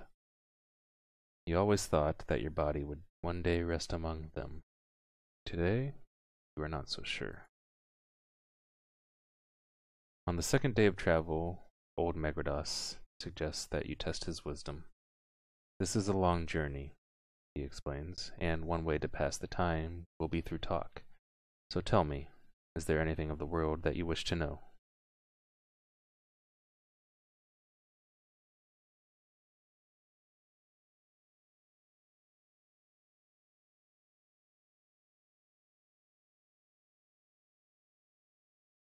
Okay.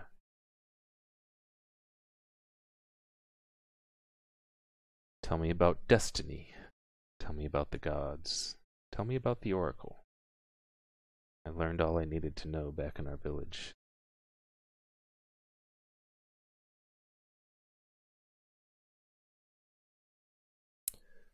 Tell me about the gods, votes Nintendo.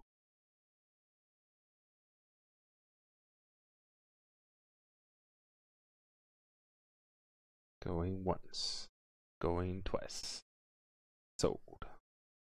The gods are the most powerful beings in our world. They have dominion over the skies and the seas, even over love and war. More questions?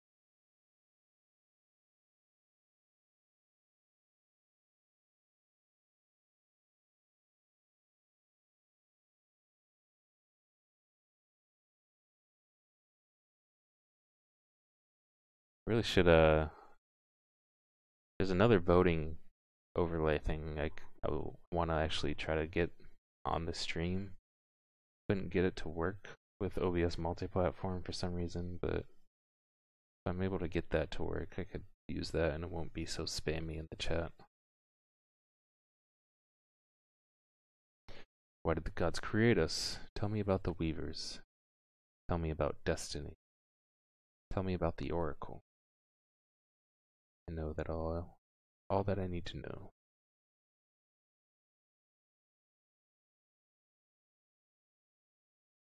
Tell me about the oracle. The oracle is the temple and the dwelling place of the seers, Megrados explained. People who can see the future the same way you and I see our own memories. And not only one future. The seers view the future of all humanity, the pathways of every living person, great and small. They know our future histories as though they have already happened. Alright, I'm not going to use the bot anymore. If you guys want to vote, you can just throw it up in chat. I should be able to tell. Why did the gods create us?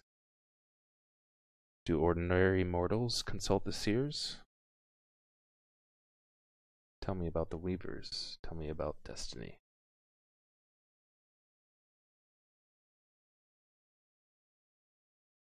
Ordinary mortals consult the seers. It is a good question. Indeed, ordinary mortals often consult the seers. Some simply come to the oracle for advice, but many more hope to learn that they are destined for greatness. And are many of them so destined, you inquire? I have led many to the oracle in my day, Megrados recalls, and those who merely seek advice return satisfied. But to those riders who hoped to learn of their future's importance, a trip to the oracle has only meant a long, quiet ride back to the village. That will not be the way with you, I am sure. You are the first man who has been sent on this journey by the decree of the elders. I have had prophetic dreams. Does that make me a kind of seer? Why did the gods create us? Tell me about the weavers. Tell me about destiny. Alright, number 1. Preposterous. Even I have prophetic dreams. As we are tied to our fates, it is only natural that the future waiting for us will be revealed now and again. It breaks through like light through a door. But even then, we only see our own fates, while the seers see nearly all of them. So the answer to your somewhat foolish question is no. We are not seers, and we should be thankful for it. Perhaps he is right. You have long heard that the seers are feared for their gifts, that they are banished to the oracle as soon as their powers manifest themselves. What will happen when we arrive at the oracle? It seems unfair that the seers should be imprisoned at the temple because we fear their powers. Why did the gods create us? See, I'm going to go with my choice on this one. I've been wondering what will he say about why did the gods create us. And then if we do have this option, the next one I'll do that. Their reasons are unknown. To do them worship, to keep them company, The only thing that is certain is that we are their handiwork, and that our futures are the handiwork of the weavers. What will happen when we arrive at the oracle? The seers will read your destiny, of course. They will see where you fit into the weaver's future, and if your destiny is of any significance, they will warn the gods of it. Warn them? Why? Because if your destiny is of great import to the future, the gods must not interfere with it. To do so would affect all other destinies in the world for generations. Vote 6. If a god consorts with a mortal, will their child be born a demigod? You have said that if my destiny is of great importance, the gods will not interfere with it. Does that mean that if a person has a great destiny, the gods will no longer answer their prayers? You have said that the gods must learn my destiny from the seers. Do you mean to say that even the gods themselves cannot see the future the way the seers do? Seems unfair. Alright. Yes, their child will be born a demigod, and that child will have a melancholy path indeed. For demigods are not part of the weaver's divine plan, and so when such a child is born, the weavers must work quickly to incorporate them into the future. This is why demigods, despite their great powers, are often dealt paths of little consequence. The most they can hope for is to find someone with a great destiny that they may join with their cause.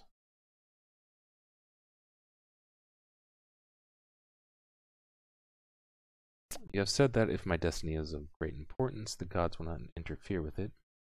Does that mean if a person has great destiny, the gods will no longer answer their prayers?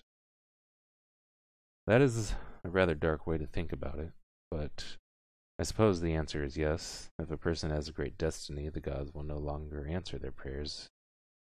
Indeed, they may not be able to, for the path of a mortal with a great destiny will take great power for the gods to change.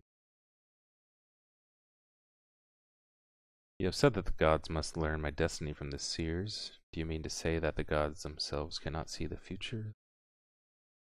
Indeed, they cannot. The future is hidden from the gods just as it is hidden from most mortals.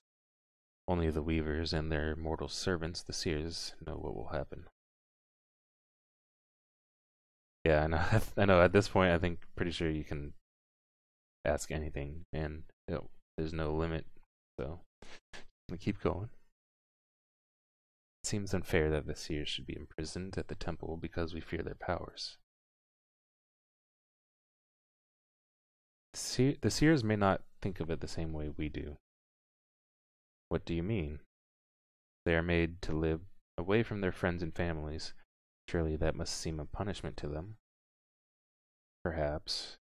Yet, I have also heard that the seers are driven mad if they live too long among ordinary mortals, seeing the fates of all the men and women around them like roads that proceed from a city. And knowing all too well how every one of them ends, it is quite problematic for the humors. But why would living among other seers be better for them? Because the seers cannot read each other's fates, so you see, it may be easier for them to live with their own kind, and perhaps they are better off that way.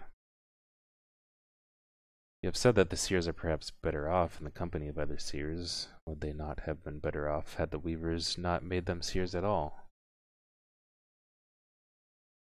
Megrados nods. You are learning, Lycoris. Tell me about the weavers. The weavers are gods too, but they are mysterious even to the other gods.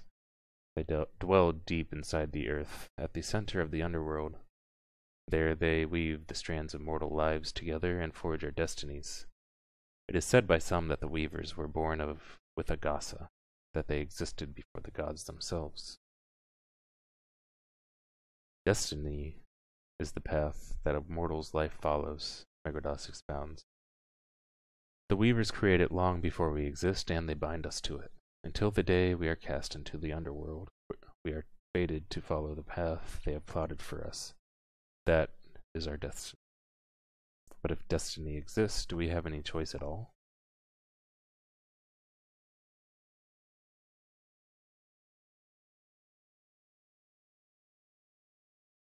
We do have choice. In fact, we can choose to defy the decrees of the Weavers if we so desire.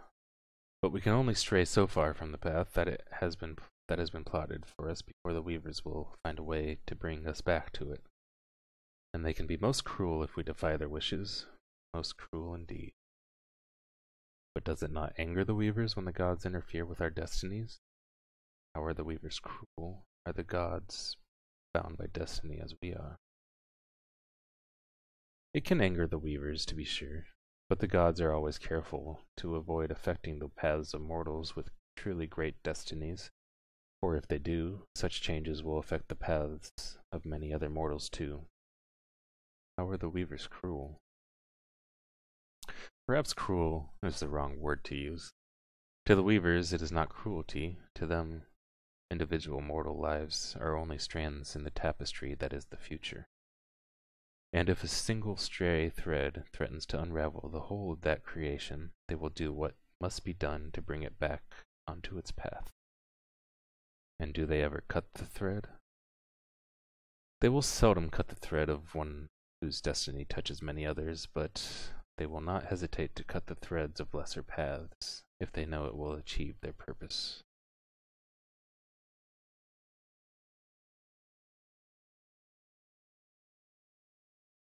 Are the gods bound to destiny as we are? Of course not. The gods are free of such bonds. It is one of the reasons we mortals pray to them. I do not understand. Only a god can change a mortal's path. With their help, mortals who are destined to be slaves can be made into king. Mortals destined to live a lonely life can find love, all through the power of the gods. And so, it is to our advantage to earn their favor, to convince them to change their paths. Alright. I'm gonna take a quick break now. Already like over 2 hours into this. Shit's probably about to get real pretty soon. Yes, okay, so I'll be back in another couple minutes. Be right back.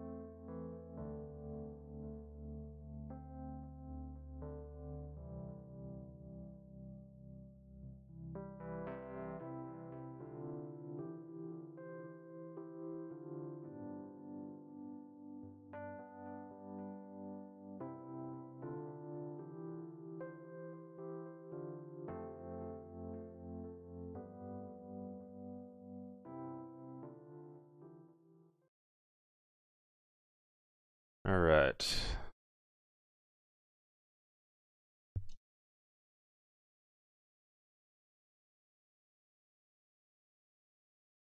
We didn't take him with us, Nintendo, by the way. He's that was just like hypothetical. He's not actually with us right now.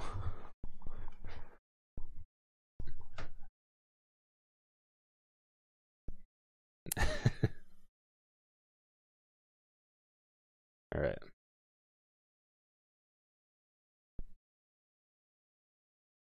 Yet you realize there is something about the world of which you remain ignorant. Even now. Megrados, on the night I first met you, you said that sorcerers once dwelled in the First Age. I have never heard that time spoken about again. You speak of the First Age anymore. It was the dark time for Agasa, but I will tell you the tale.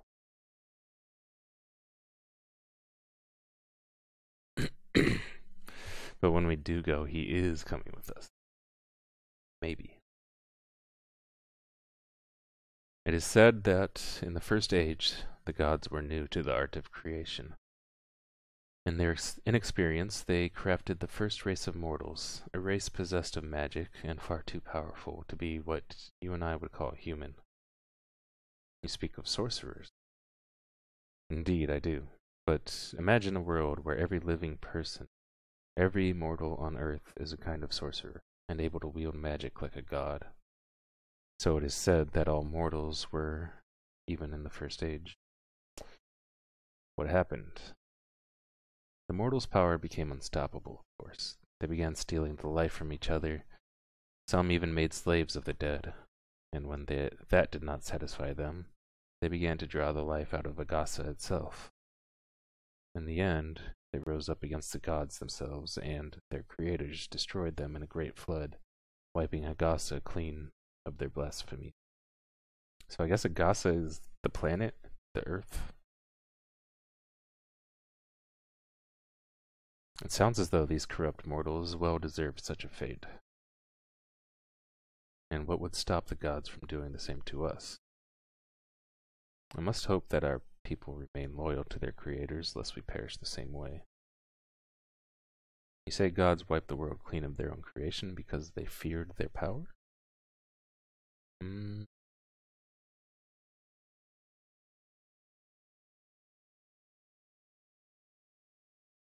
Sounds as though these corrupt mortals well deserved such a fate. You ride in silence for hours as the road cuts through a long succession of low hills, knotted with hardy verdure. Suddenly, you hear a faint cry, unmistakably human. You and Megrados stop your horses to look behind you. In the distance, riding at full gallop, a man is frantically driving his horse your way. Your eyes reveal the rider's face immediately. Churros! You cry. The reason for your lover's panic soon reveals itself. Behind him, and drawing closer by the moment, are two other riders carrying makeshift spears. You take a closer look at them, noting their filthy hair and rags. Bandits from the plain, no doubt. Measured against the fierce Temok, these boys hardly rank as thieves, but Churros is plainly terrified of them. You and Megrados rouse your horses and ride to meet Churros before the bandits can catch up with him. You overtake him quickly. I could not bear to be apart from you for another day, he says, panting. I took a horse from the guard stable and followed you the very day you left. I told myself it was what you would do. You were brave to do so. This is no time for talk, you fool. Now you will see what your Lycoris does to those who threaten you. Vote 3. Alright. Churros and Megrados stand apart as you ride ahead to confront the bandits. You think that what they might have done to your love had he not come upon you. Truly, these ruffians are unworthy of mercy, yet gentle Churros may be unprepared to accept what you would visit upon them in his name. Send my spear soaring at the approaching rider. Unseat the rider with a dazzling spin from the weapon's shaft. I can't do that because I'm not fast enough. Send my spear into the path of the approaching rider to scare him off. Defend the attack of the bandit with 2 deadly swipes from my sword.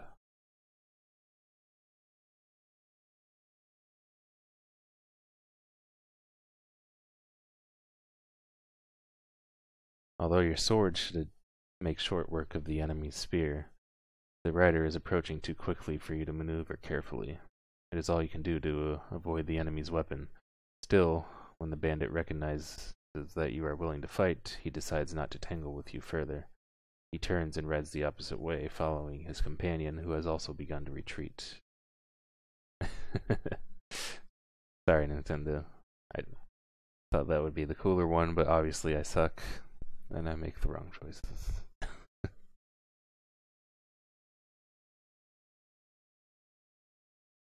Ride ahead and send a spear sailing into the back of the fleeing bandit. Unhorse the bandit by cutting his saddlecloth loose with a flash of my blade. Let them go. Unhorse the bandit. Unless you guys want to weigh in here. I think I'm gonna go with unhorse unless someone else has the better option. Alright. You ride beside the fleeing bandit, aiming to whip your blade across the cord of his saddlecloth before he can raise his spear to defend himself. After defending against a few thrusts of his spear, you realize that you are not remotely quick enough to achieve your aim. The bandits both break from the road and ride into the knotty brush, where they disappear, laughing. You return to the top of the hill where Megardas and Chiros wait for you. Chiros looks at you as though you are a stranger. At once you realize that, even back when the Temok attacked your village, the boy never once saw you fight so mercilessly. And though you did not succeed in killing anyone today, you certainly tried to do so.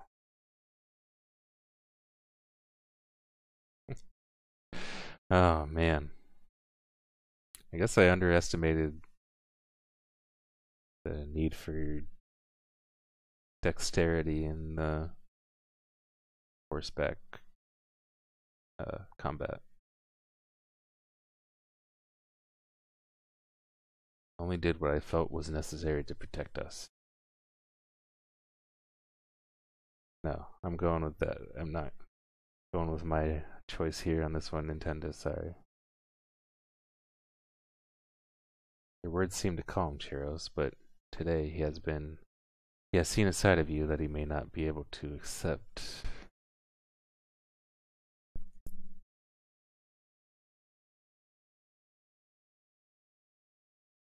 As night falls, you unfurl your blankets. Megardas sleeps beneath a tree. Chiros likewise sleeps apart from you. Your actions today have cost you his trust. Yet you sense his eyes watching you longingly across the darkening mist.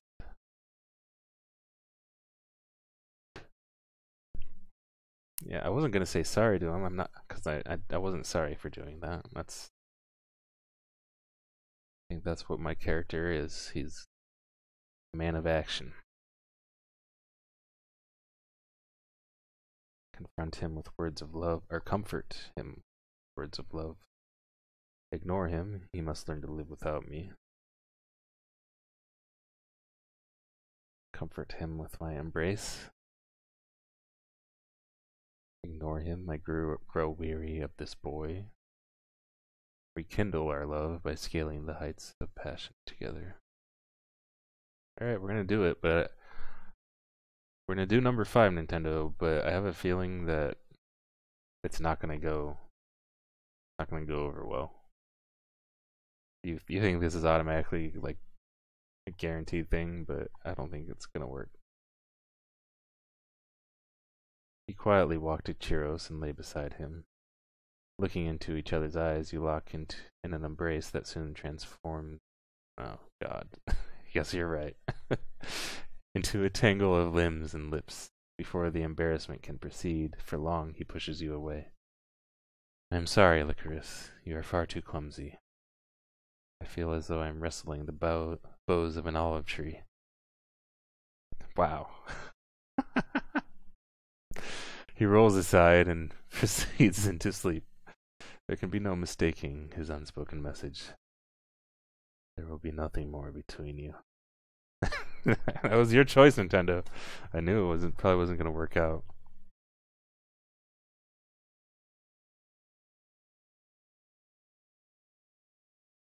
Your party arrives at the Oracle 3 days later. It is dusk, and the ancient citadel stands in silence. It is like a great wheel of solid stone, laid on its side within rings of circular steps. Its doorway is open. You must enter alone, Megrados advises. The Oracle will do the rest. You pass through the dark threshold into a great chamber whose ceiling bows slightly at its center. Where a circular hole opens to the night sky, a bowl of fragrant coals has been lit in a tripod beneath the window. Thick smoke curls up and out of it into the stars. A tall old woman in a red chiton, I still don't know how to pronounce that. I want to look it up real quick.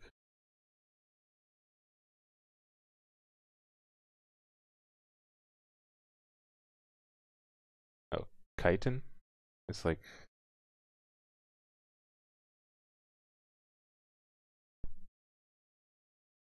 chiton. Okay, got it. I thought chitin was like what insects have. I guess there's like a piece of clothing that has the same name. Okay.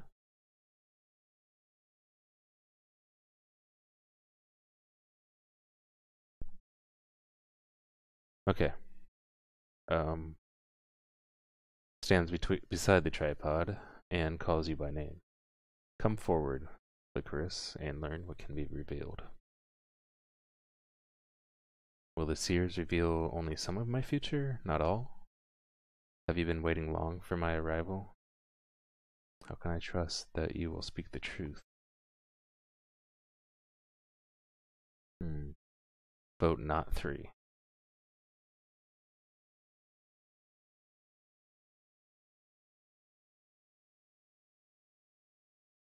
I'll go with number 1 then.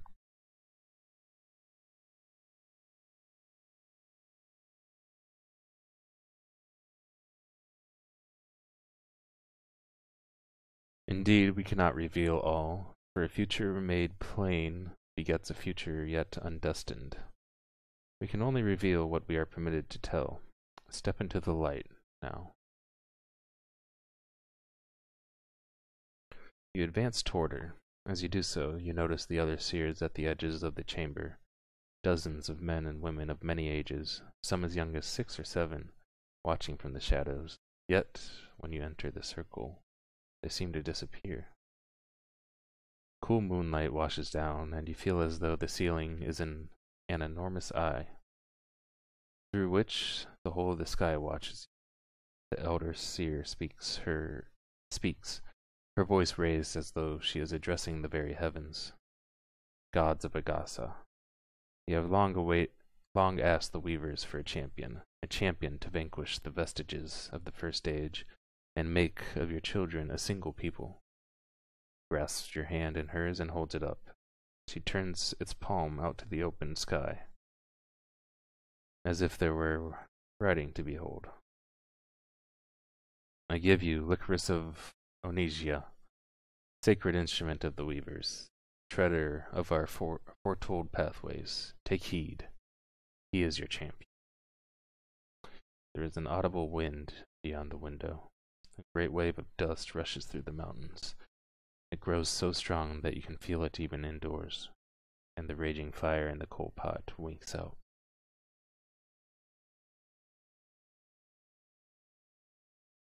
according to your dictionary, Chiton is chitin. Chitin is Chitin. Okay. It's basically the same. Chitin. It is done, the seer says. The gods have heard our warning. Now they know the full import of your destiny, and they will leave your future untouched. And will this future take me away from my village, beyond the world I have come to know? You already know the answer to that question, champion. Your destiny will take you far beyond your home, to places you have never imagined. But look here. The seer points to her eyes, which have darkened like tiny caves. Peering into them, you see a vision of the Epsikos hills tumbling down upon your village, crushing the homes and the people below. What is this nightmare? You ask. The seer's eyes return to normal. The weavers know that you intend to resist your fate. She explains. So, they have asked me to show you one possible future should you dare to remain in your village. All you have seen in this village will come to pass, and this vision will come to pass. The Epsikos hills will tumble upon your village, destroying it. You will survive, of course, but the hand of the weavers will be recognized in the destruction, and the remaining villagers will drive you out. So you see, Lycoris, you must be our champion, or lose all that you hold dear. Knowing that the gods have fled the chamber, you speak frankly to the seer. I assure the seer that I will obey the weaver's wishes. I rebuke the seer for her allegiance to her soulless masters. I swear vengeance upon the weaver.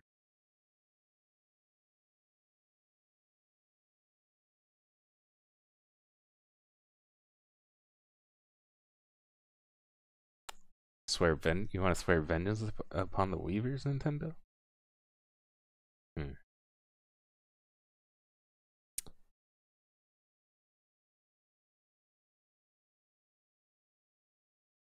I don't know about this one.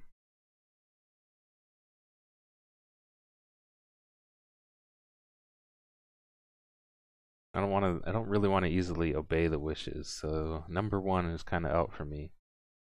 I don't know that I want to say, oh, you meant 1? You want to do 1? Okay. I don't know. Yeah, I was gonna say I don't know about number 3 though. Yeah, I guess number 1 is like the really only one with that we can do without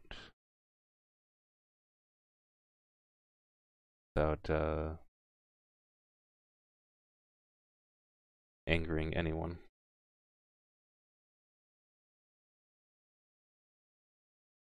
Alright, number 1. I will do all the weavers demand of me, you say. Take heart, the seer replies. When you return from the oracle, you will be granted 12 days in your village before you must follow the call of fate. It will be a proud time, and you must revel in it, for when it is finished, you will belong to your destiny.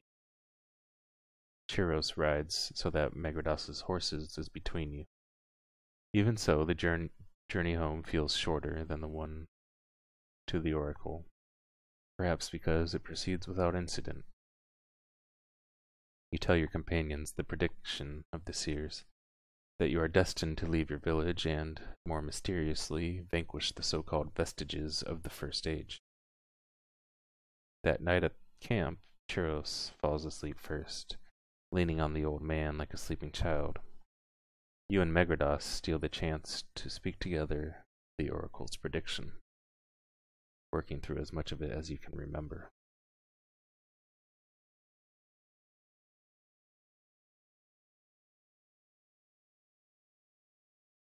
I must be honest, Megrados accedes.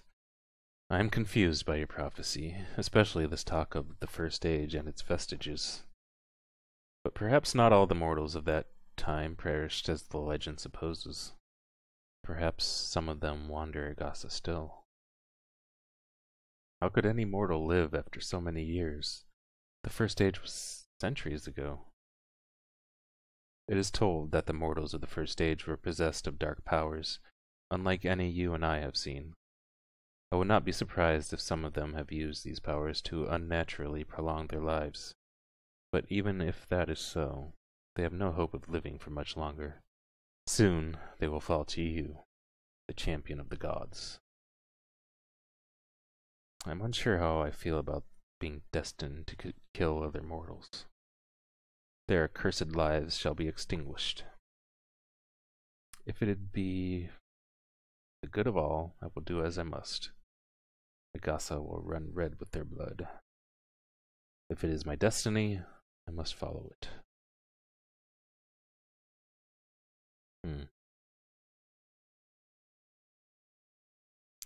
I'm thinking 1 or 5. I'm unsure how I feel about being destined to kill other mortals. No.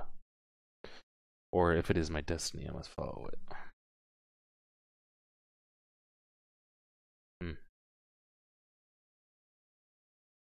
Or maybe number 3, actually. 1 or 3.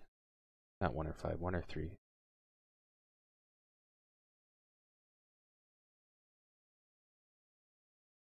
I'm gonna go with 3.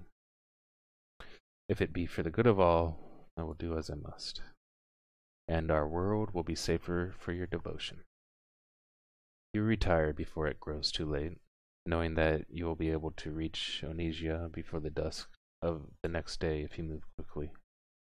But your sleep is troubled. When you awaken, you experience a strange dread. Oh, sorry, Lobard. Got it. At the last second, I had already decided. My bad. Next time, you can have your choice if you want it. When you awaken, you experience a strange dread. Or not so much dread. As a feeling of wrongness in the world around you. It is like nothing you have ever felt before. While you are preparing your horses for the journey, Megrodas notices the change in your face. What is the matter, Licorice? He asks. You seem strange this morning. You find it difficult to put what you are experiencing into words, but you try. Are we getting another power right now? I feel as though this morning is crooked somehow, though today we're not meant to be. I cannot picture Onisia. A great cloud fills my mind when I think of home, and sickness fills me at the thought of returning there. I feel as though as we are trespassing in a place where we do not belong, simply by being in this day.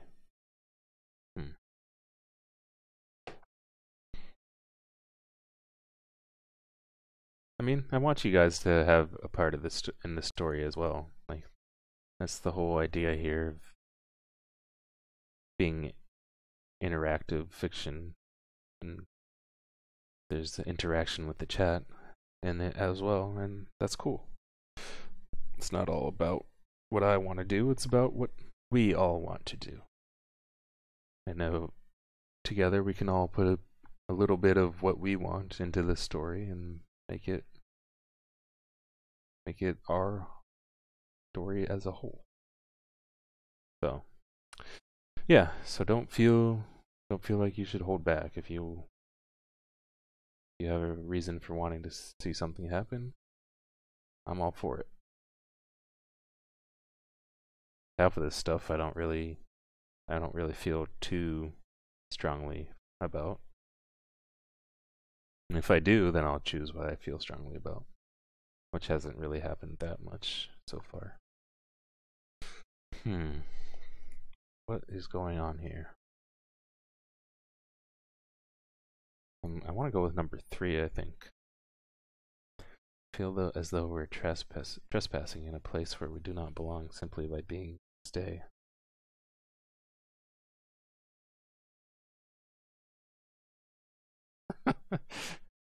Last time you let your heart into the boat, we fell in love and had our heart broken.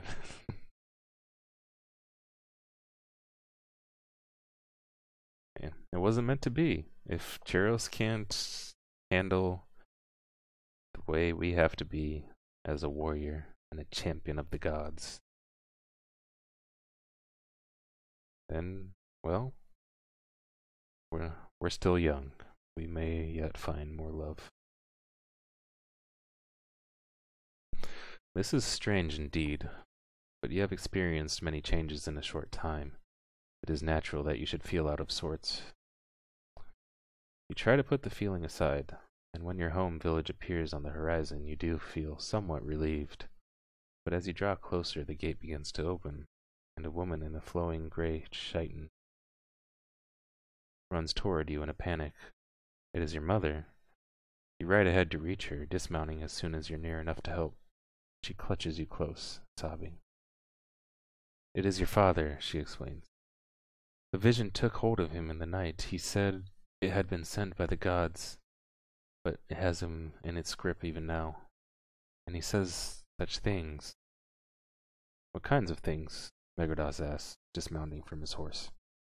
"He says that Lycoris is destined to betray the mortals, that he will make Agasa into a kingdom of slaves, and his eyes... I tell you, he is not your father." "What of the guard? Have they not confronted him? Come with us now. We will take you away from him. We'll put that fool in his place for frightening you so." I don't like any of these options. Why would they... first of all, why would we want the guard to confront our father? Why would we want to take our mother away from him? We should go to help him, right? Where's the help him option? Oh gosh, I don't know. Guess I'm gonna go with what of the guard.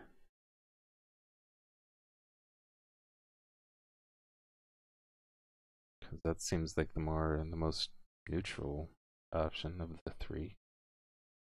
I don't want to like take my mother away from him or try to attack him in any way. Your mother shakes her head. They do not believe his words, but they are terrified of him. There is a danger in your father. This dream has changed more than his mind. I have prayed to Esonus to bring him back to his senses. Oh, how I have prayed, but the words will not travel from earth to the sky. A dark god snatches them out of the air. "Mira," growls an unfamiliar voice, your mother's name. You look at the gate and see your father. He carries a sword and a belted clasp, but he is hardly dressed for battle. He wears only a loincloth and sandals, and he seems dazed, as though he is barely awake. It all would be so laughable if it were not for his eyes. They are wide with grief and horror, and there's something about the emptiness that makes your skin crawl.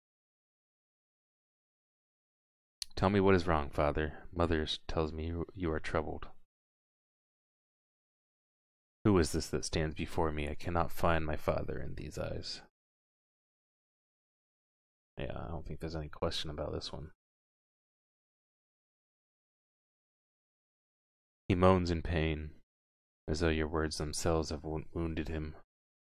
"My name is Sorelin, and I am a poor man who sired a treacherous child, one destined to betray me." You think you can hear his own voice behind the change now, though it's buried in melancholy. "The god came to me in the night. He told me the oracle's prediction, that you would seize all Agasa as your own, that you would make servants of our people. Today I will stop that destiny with my own hands, though it pains me to do so. I am only grateful to the god that he gave me the power." Your father bows his head as though in prayer and mutters a strange name. "Dagoras," he says. As he says this name, a light like open fire seems to bathe his flesh. Dagoras. "I heard the words of the oracle myself, father. No such prediction was made. You merely had a false dream, father, and your mind has been tainted by it. Please, let go of this vision, father, in the name of your son, who loves you."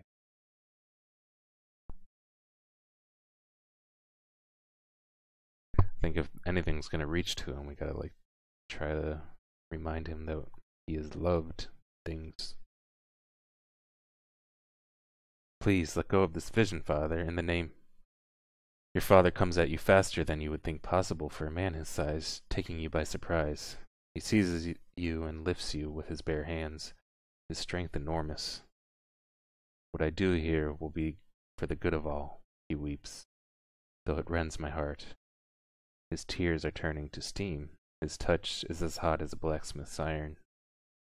Even your impenetrable flesh begins to smolder in his hands.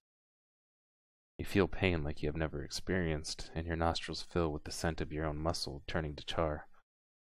Indeed, it seems this strange god has granted your father the power to defeat you.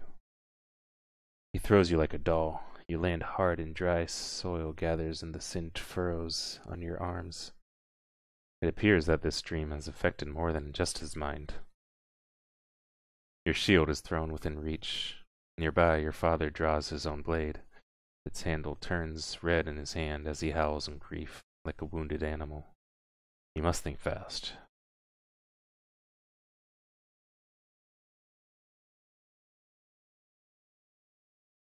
Yeah, Lobarden, but I'm pretty sure if we did be like, you're an asshole father and just fucking kill him, I'm pretty sure our mother and our brother would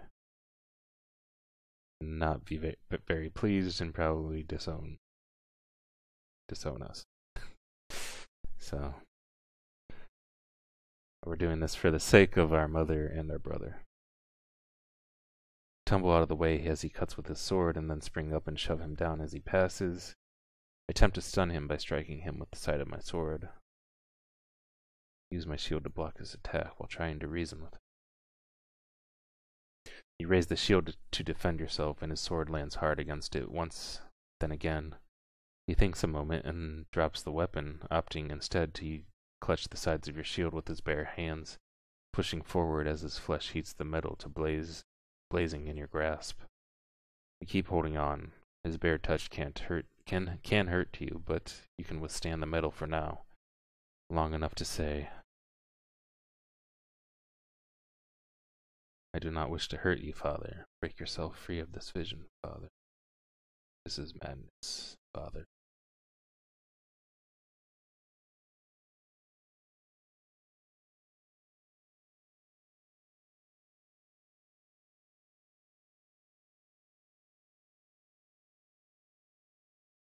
Break yourself free of this vision, Father.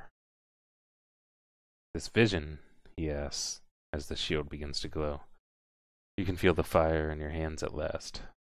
He glares at you over the shield, pushing toward you. This vision has shown me the way. The shield has grown too hot now, even for you. You throw it aside, and your father retrieves his glowing sword. He begins walking toward you, taking heavy steps. Then someone speaks over his shoulder. Sorellen, please, the voice says. It is your mother. She is approaching him without fear, trying to reach him with her words. Fight Lycoris no longer. You must see that you are deceived. Surely you feel it in your heart. He is our own child. With brutal speed, your father's arm clasps her by the throat and lifts her effortlessly off the ground. As she struggles in his grip, he turns to you and beckons with his other hand. I promise she will live, but only if you do what is right. Forfeit your life. When you hesitate, the white glow returns to his body. You can hear her flesh begin to smolder in his touch. You must act decisively if you wish to save her life, though it may stain you forever in the eyes of the gods. I beg my father to hear the cries of his son. I end his life with my sword. I offer my life to my father freely, dropping my sword. Let yourself die so you can go to sleep. I don't know. I don't know about this one.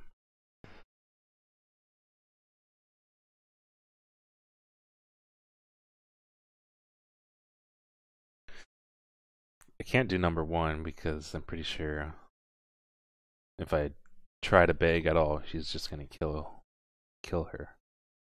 So it's either kill him or forfeit.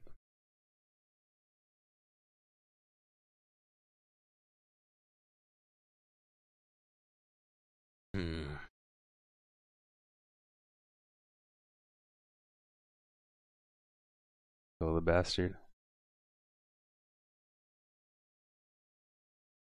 I wish you could go back because I want to like see what happens in both situations.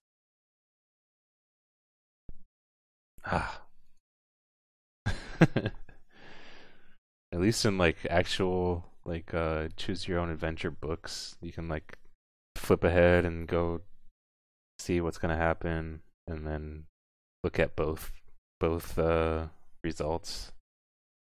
But with this digital game, you are stuck with your choice until you replay the game. Alright, killing him. You lunge forward and thrust the blade deep into his belly. He drops your mother to the ground with a start. Even before he falls backward to the ground, you can see that his eyes have come clear again. You kneel beside him on the ground while he fades into death. What has happened? He whispers, barely able to draw the air to speak. He is startled, as though he has only just awakened from the dream that overtook him. Lycoris, he says. You are here? He does not seem to realize that you were the one to deal the blow. Or to even understand what he has done. And then he is gone. The guards begin to run toward you from behind the gates. To bring your mother into the village, where they will try to heal her. Your own brother comes too. He lunges at you and begins beating your chest with his fists. What have you done? He weeps. They held me back. I would have stopped you. They held me back. You know, as the guards did, that there was nothing Paraculus could have done to prevent what happened today. But you feel sure he will always believe otherwise. Megrados comes to stand beside you. They will not allow you into the village now, he says. I know, you say. I have brought the gods shame, but it had to be done. What I killed was not my father. None of this was meant to be. Man. Well, we did it. I don't know if our mother's still alive or not.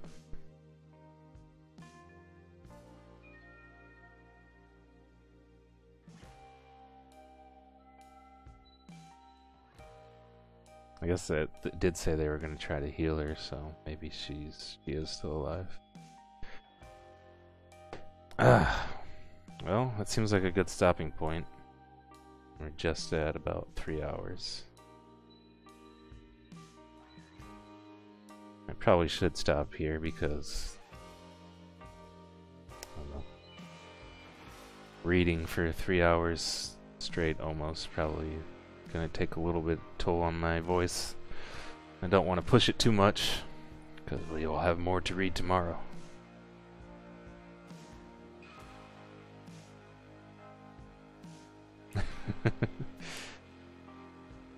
Oh no, yeah, there's more. There's more. I'm just stopping here for today because it seems like a good spot.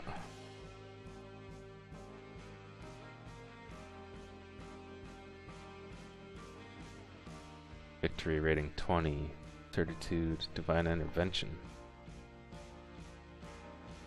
Hey, we've gotten a little bit faster. Damn, we are brutal as fuck. And deceitful. We're humble though, and faithful. Passionate, melancholy.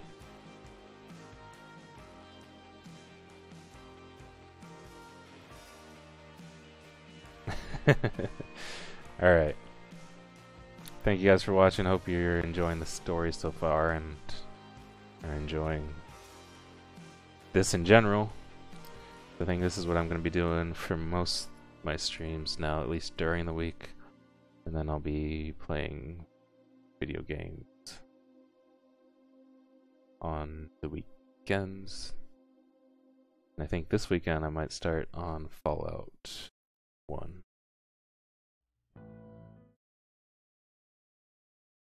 But yeah, thanks again. Hope you guys are enjoying it.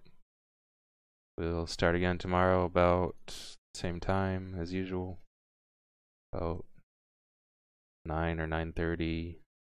Well, maybe even between like 8:30 and 9:30 Pacific. Thanks again, guys. We'll see you next time. Peace out.